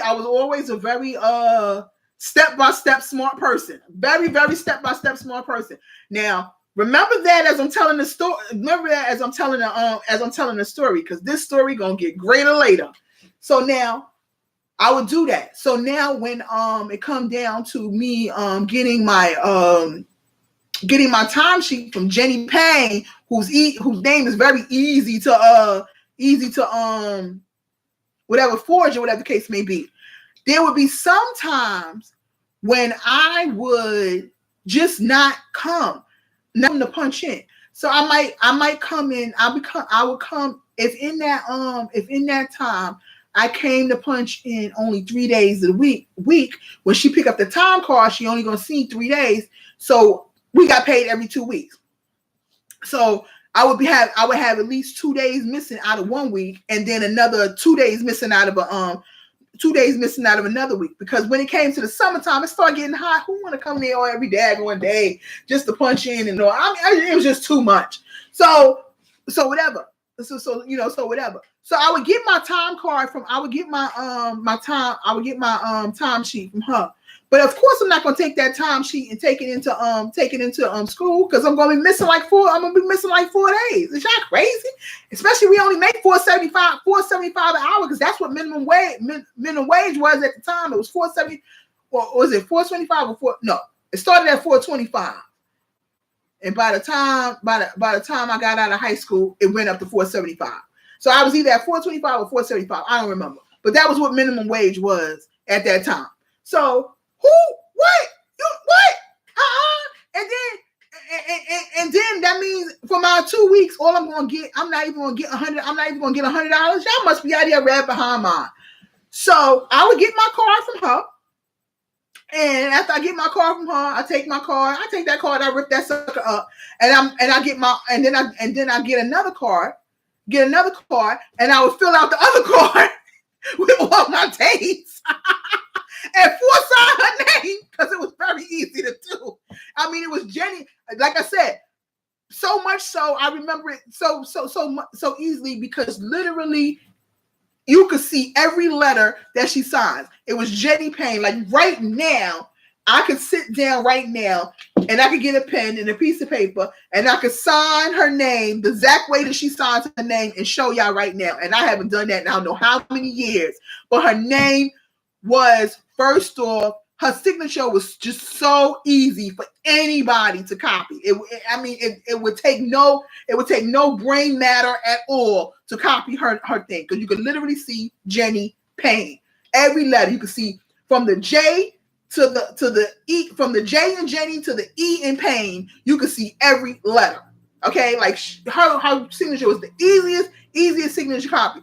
I hope that if she is still alive today, that she has changed up her daggone signature, because I know somebody is leeching her dry in her bank account, because literally her name was just that easy to copy, because you can literally see every letter. But anyway, so now this is where it get greater later. You thought that was greater later? No, that's not greater later. This is where it get greater later.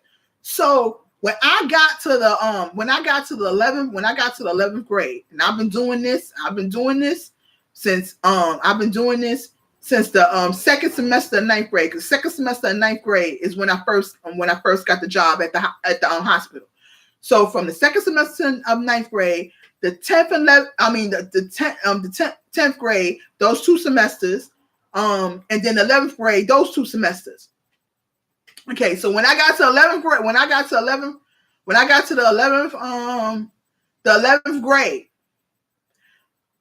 the group that was before me, those are the ones that's in the 12th grade, that's getting ready to graduate. What happened was, This is what had happened.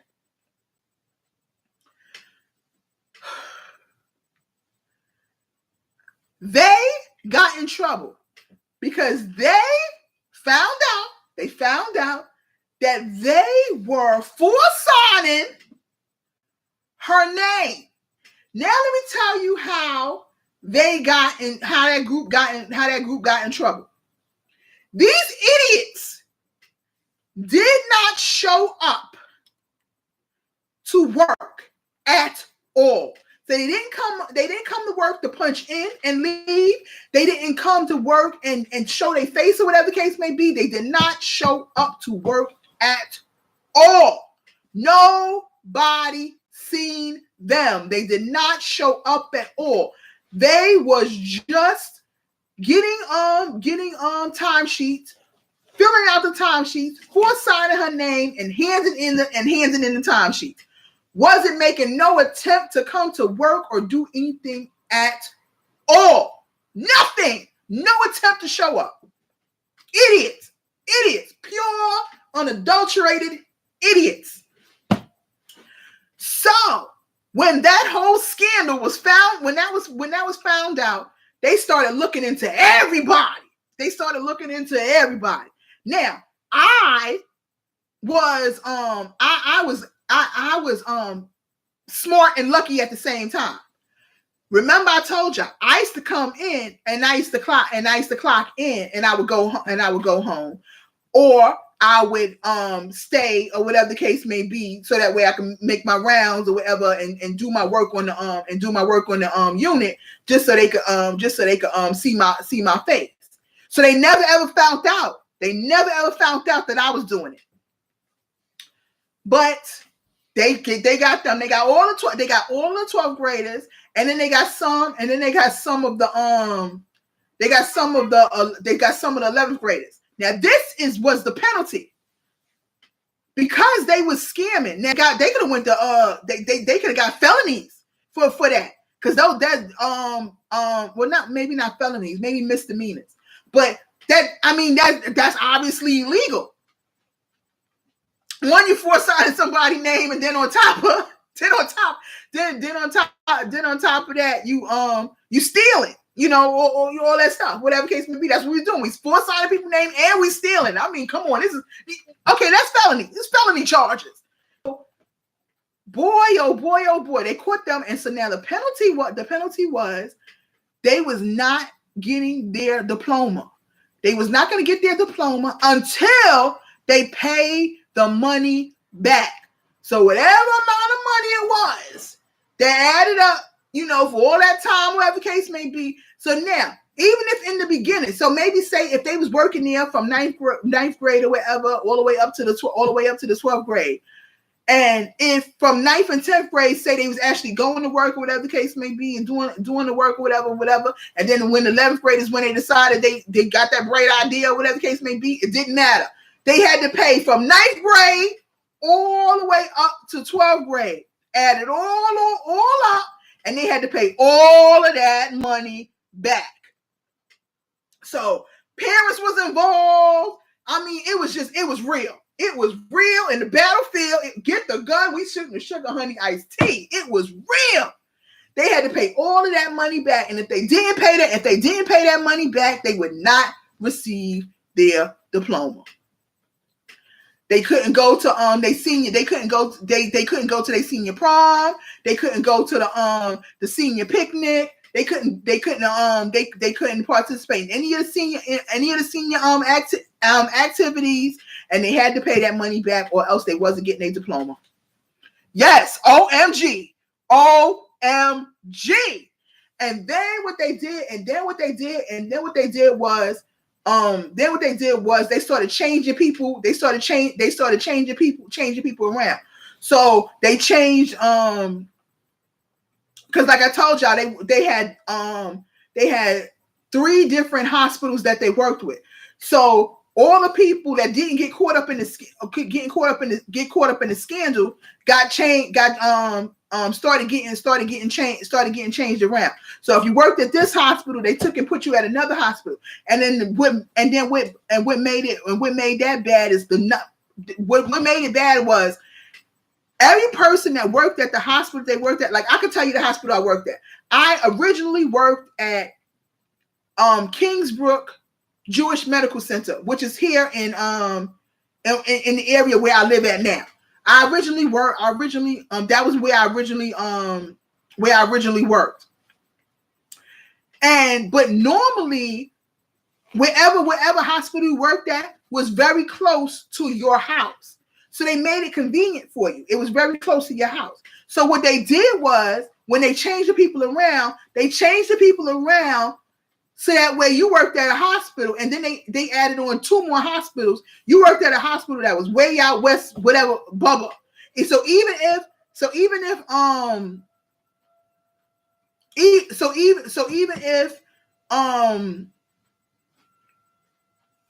it was easy for you to walk to the hospital, whatever the case may be, now you got to go way out west, Bubba. Oh, now they didn't change everybody around. Like they didn't change me. They didn't change people who didn't get caught up in the scandal. I'm talking about the people that got caught up in the scandal. They changed them around to hospitals because they had to go and work at the hospital. Now remember, at the hospital we volunteering, so we guys are getting paid by the hospital. They had to go to the hospital because obviously they ain't got the money to be paying back. So a part of it was you had to pay the money. You had to pay the money back. If you ain't have all the money to pay the money back, then you had to go and literally, really volunteer at the hospital. Volunteer at the hospital for real, where you wasn't getting getting paid any money at all. So like you wasn't getting any every 2 weeks you wasn't getting no check every 2 weeks, but you still had to work at the hospital because you had to pay down that that monies that you had to pay back. So yes, they was working at the hospital. They couldn't go to any of their senior stuff. And they wasn't getting a diploma until they paid that money back. So yes, that was woo, baby, bye. That was real. Yes, it got serious. And they had to pay that money back. So truth be told, 12th grade, I went in every day like I was supposed to go in.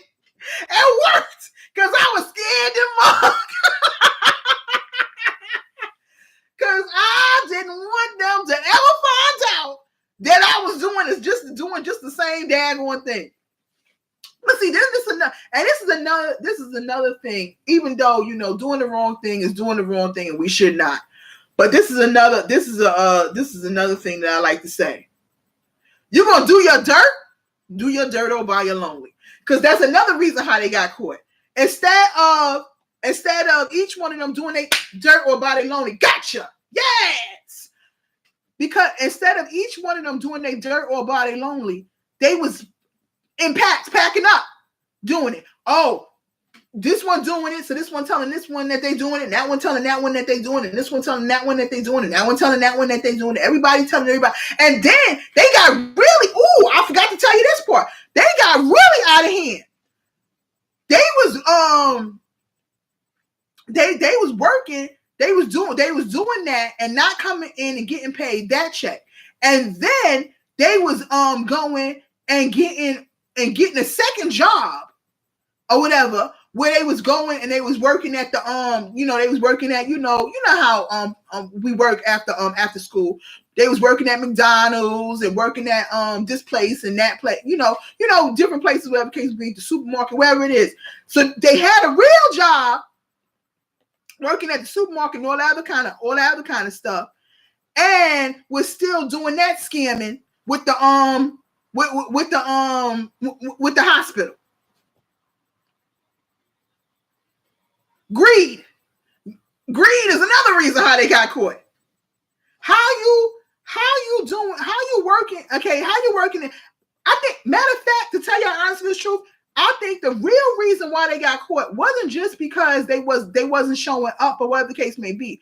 I think the real reason why they got caught is because how you working a regular job and also working how you in two places at one time. Put it like that. How you in two places at one time? Because this is what killed it. Yeah.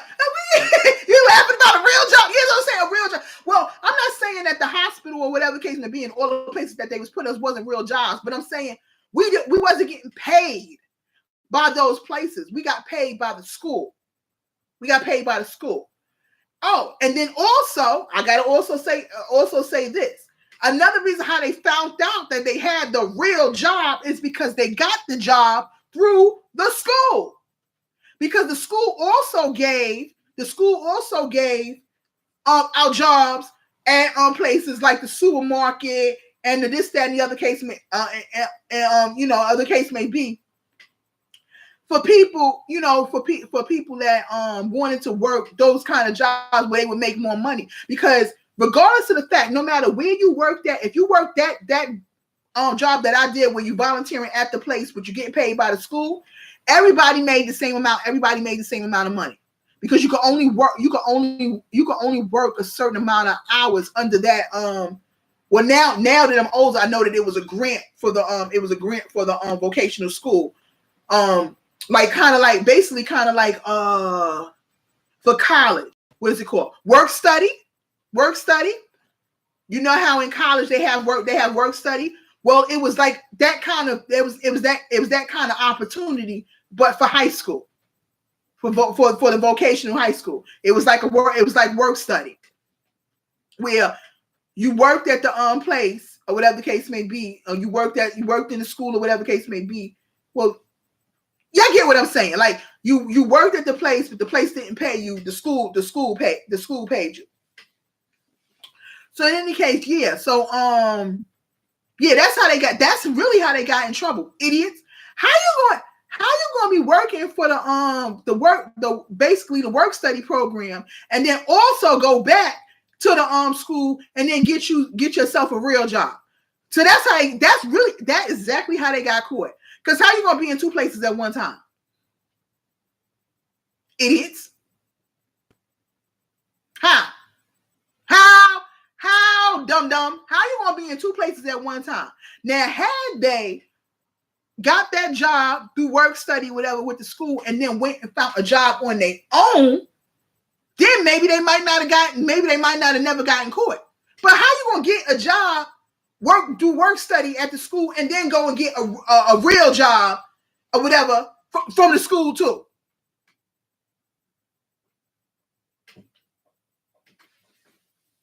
Man, when they came up, man, when they came up to the job, when I seen the work guidance counselor come up to the job,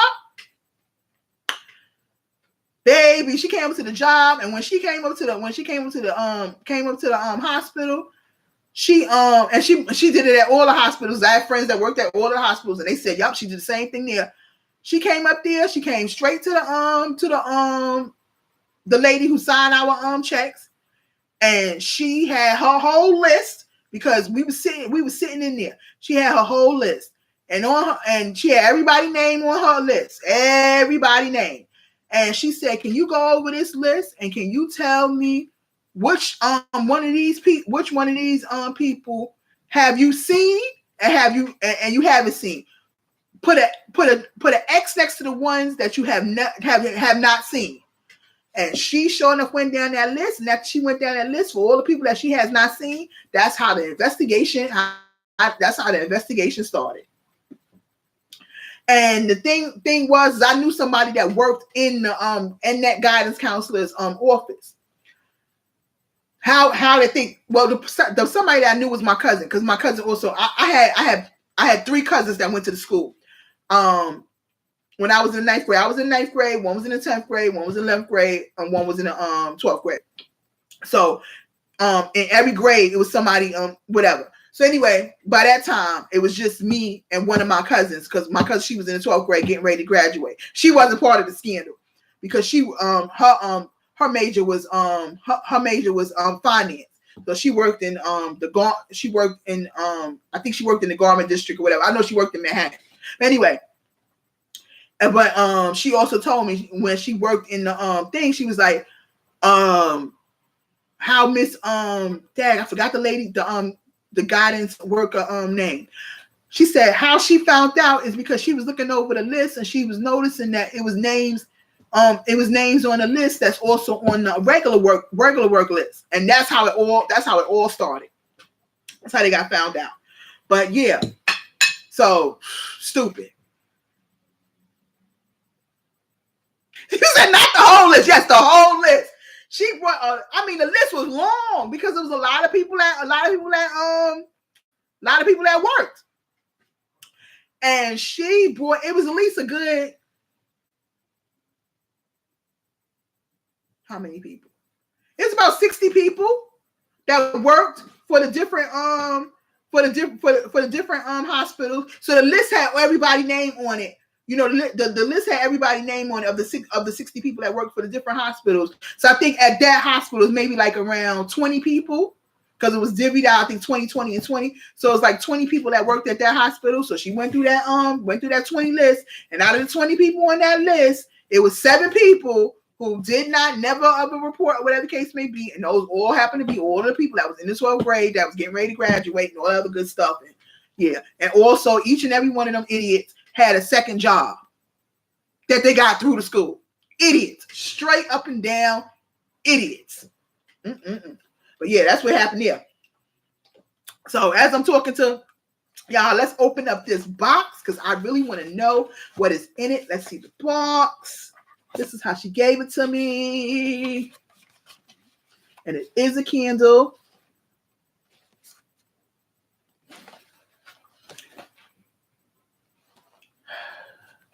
It smells good. I can't exactly tell what it is, but she did tell me. She was like, when she seen this candle, she thought of me because somebody had returned it. And she's like, when she seen this candle, she thought of me, and she took the candle and wrapped it up because she knew I would be coming in because I'm always that I go to 3 different Bath and Body Works, but that's my main one that I go to because it's right near my job. So I go there. I've been going there for years and years and years and years. And I've been going there so long. I remember when she was a cashier. So she went from cashier to head cashier to shift supervisor to assistant manager to now she's the manager. I've been there for the whole time of her going through her steps. So yeah, and then she wrapped it again. So still I can't see what it is. Oh my goodness. Oh, I think I know what it is. Oh, if it is, yes!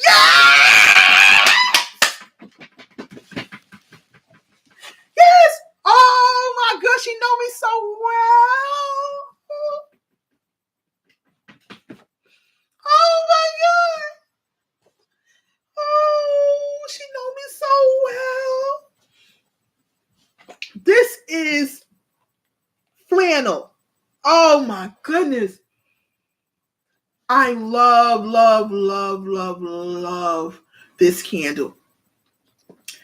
And for whatever reason, I'm never able to get it.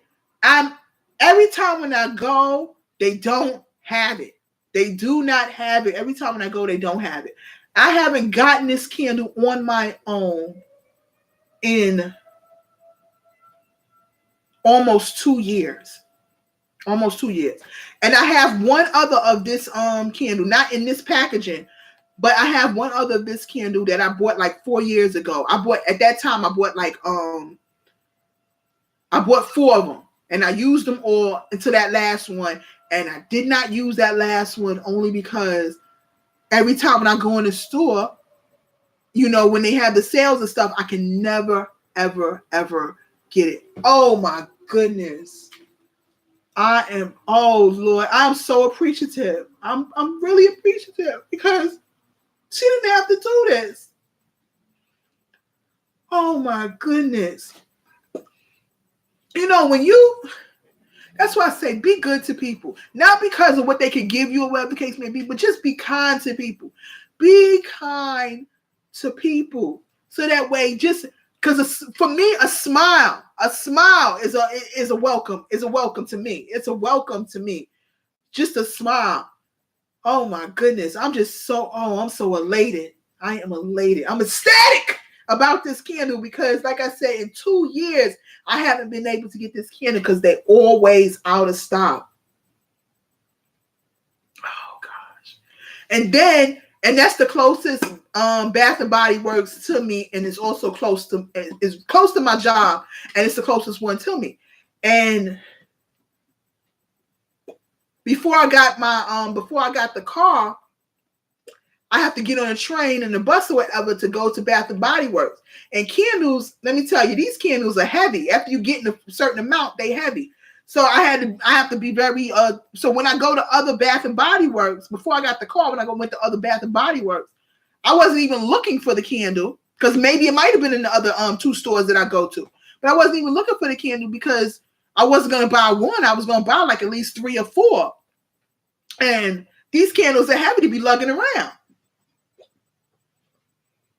And then they haven't had a good sale in a while. And then when they had the last sale that they had, I wasn't even thinking about this candle. I was thinking about the new to me bakery shop candles. So I got 4 bakery shop candles, and I did that video. I did that video like I think in March. I did that video of the bakery shop candles that I got for $10 each. But I'm so happy. Oh my gosh. Ooh, I think I am going to burn this tonight, even though it's more of a wintry, but it's not really. Honestly, it's not really wintry.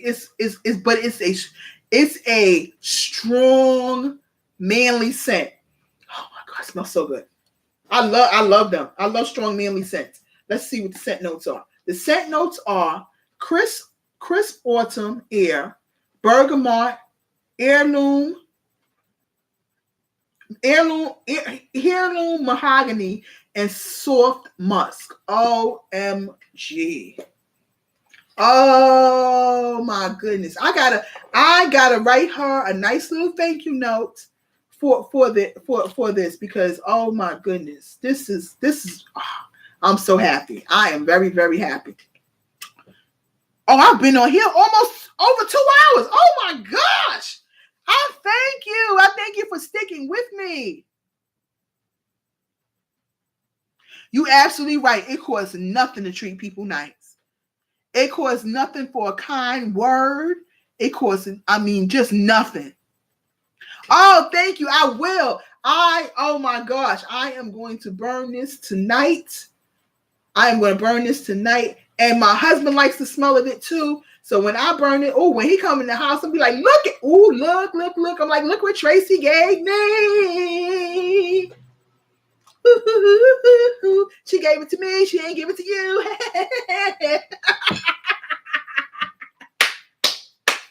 Oh my gosh.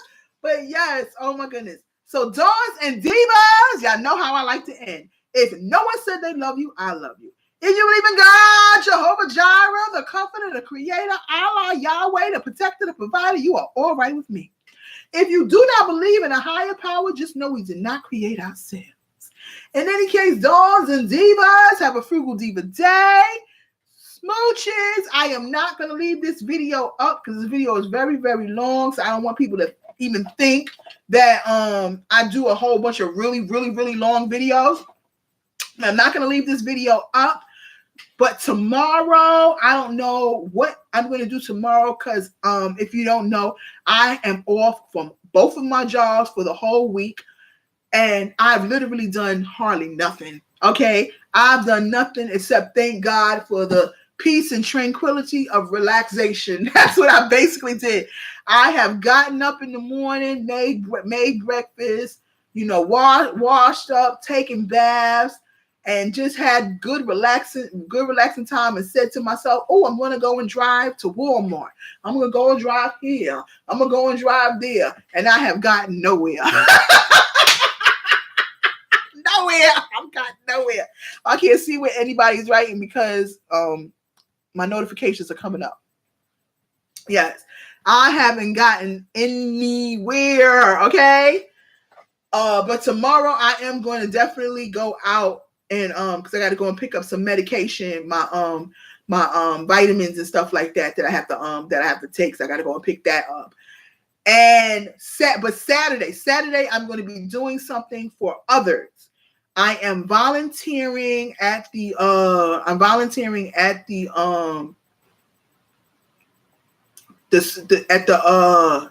oh gosh, what is it? Let me quickly look it up. Got my phone right here.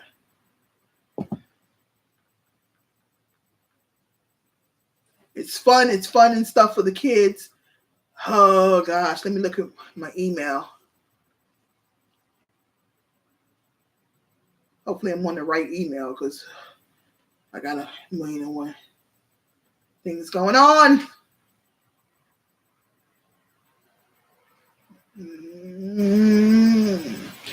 Okay, let me see if I started. I'm pretty sure. I hope I started. It would make sense to start. Oh, parks. Yep, that's it. Okay, I am going to be a volunteer for street games, and this is going to be located in. Matter of fact, I'm gonna do another video after this. I'm gonna do my CVS, but it's not gonna be live or whatever the case may be. I'm gonna take my CVS haul video where I got all this stuff for after all was said and done before tax, 27 cents. OMG from CVS. So I'm going to talk about it because that I want to put up. So hopefully, some people, bring their children out. And it is it's Saturday, April 27th. Check in for me because I'm a volunteer is at 10 a.m. but it starts at 11, and it'll be from 11 to 3 o'clock in the afternoon. And it is called Street Games. It is by the Office of Marketing and Citywide Special Events. Yes. And it's going to be at the parks, the New York City parks. This is going to be at Central. It's going to be at Central Park. It's going to be at Central Park here in New York City. It's going to be fun time for the kids, games and fun. It's free, and it's games, and it's and food and all that kind of stuff, and it's free for them to come. And it's called Street Games. So I believe that we're going to be showing them how to play the games that we played when we was growing up, like hopscotch and all that kind of stuff. Yeah. Yes. So that is what I'm going to be doing. I'm going to do that volunteering on Saturday, doing that and helping with that. So I am very, very, very happy about that. Going to be doing that. So yes, at least I will be doing one very productive and positive thing on my vacation. Yes. So that's what I'm going to do. I'm going to put that video up when I do my CVS haul. So in any case, like I said, Dawns and Divas, have a Frugal Diva day and smooches. Yes, the event sounds, yes, it is. It's very good. It's very, very good. Okay, I'll be back later. What time is it? I don't know what time. It's like 7 something. It's 7:35. I am going to do that video as soon as I get off of here. So that video should be up by like 8:30, no later than 9 o'clock. Okay. Smooches.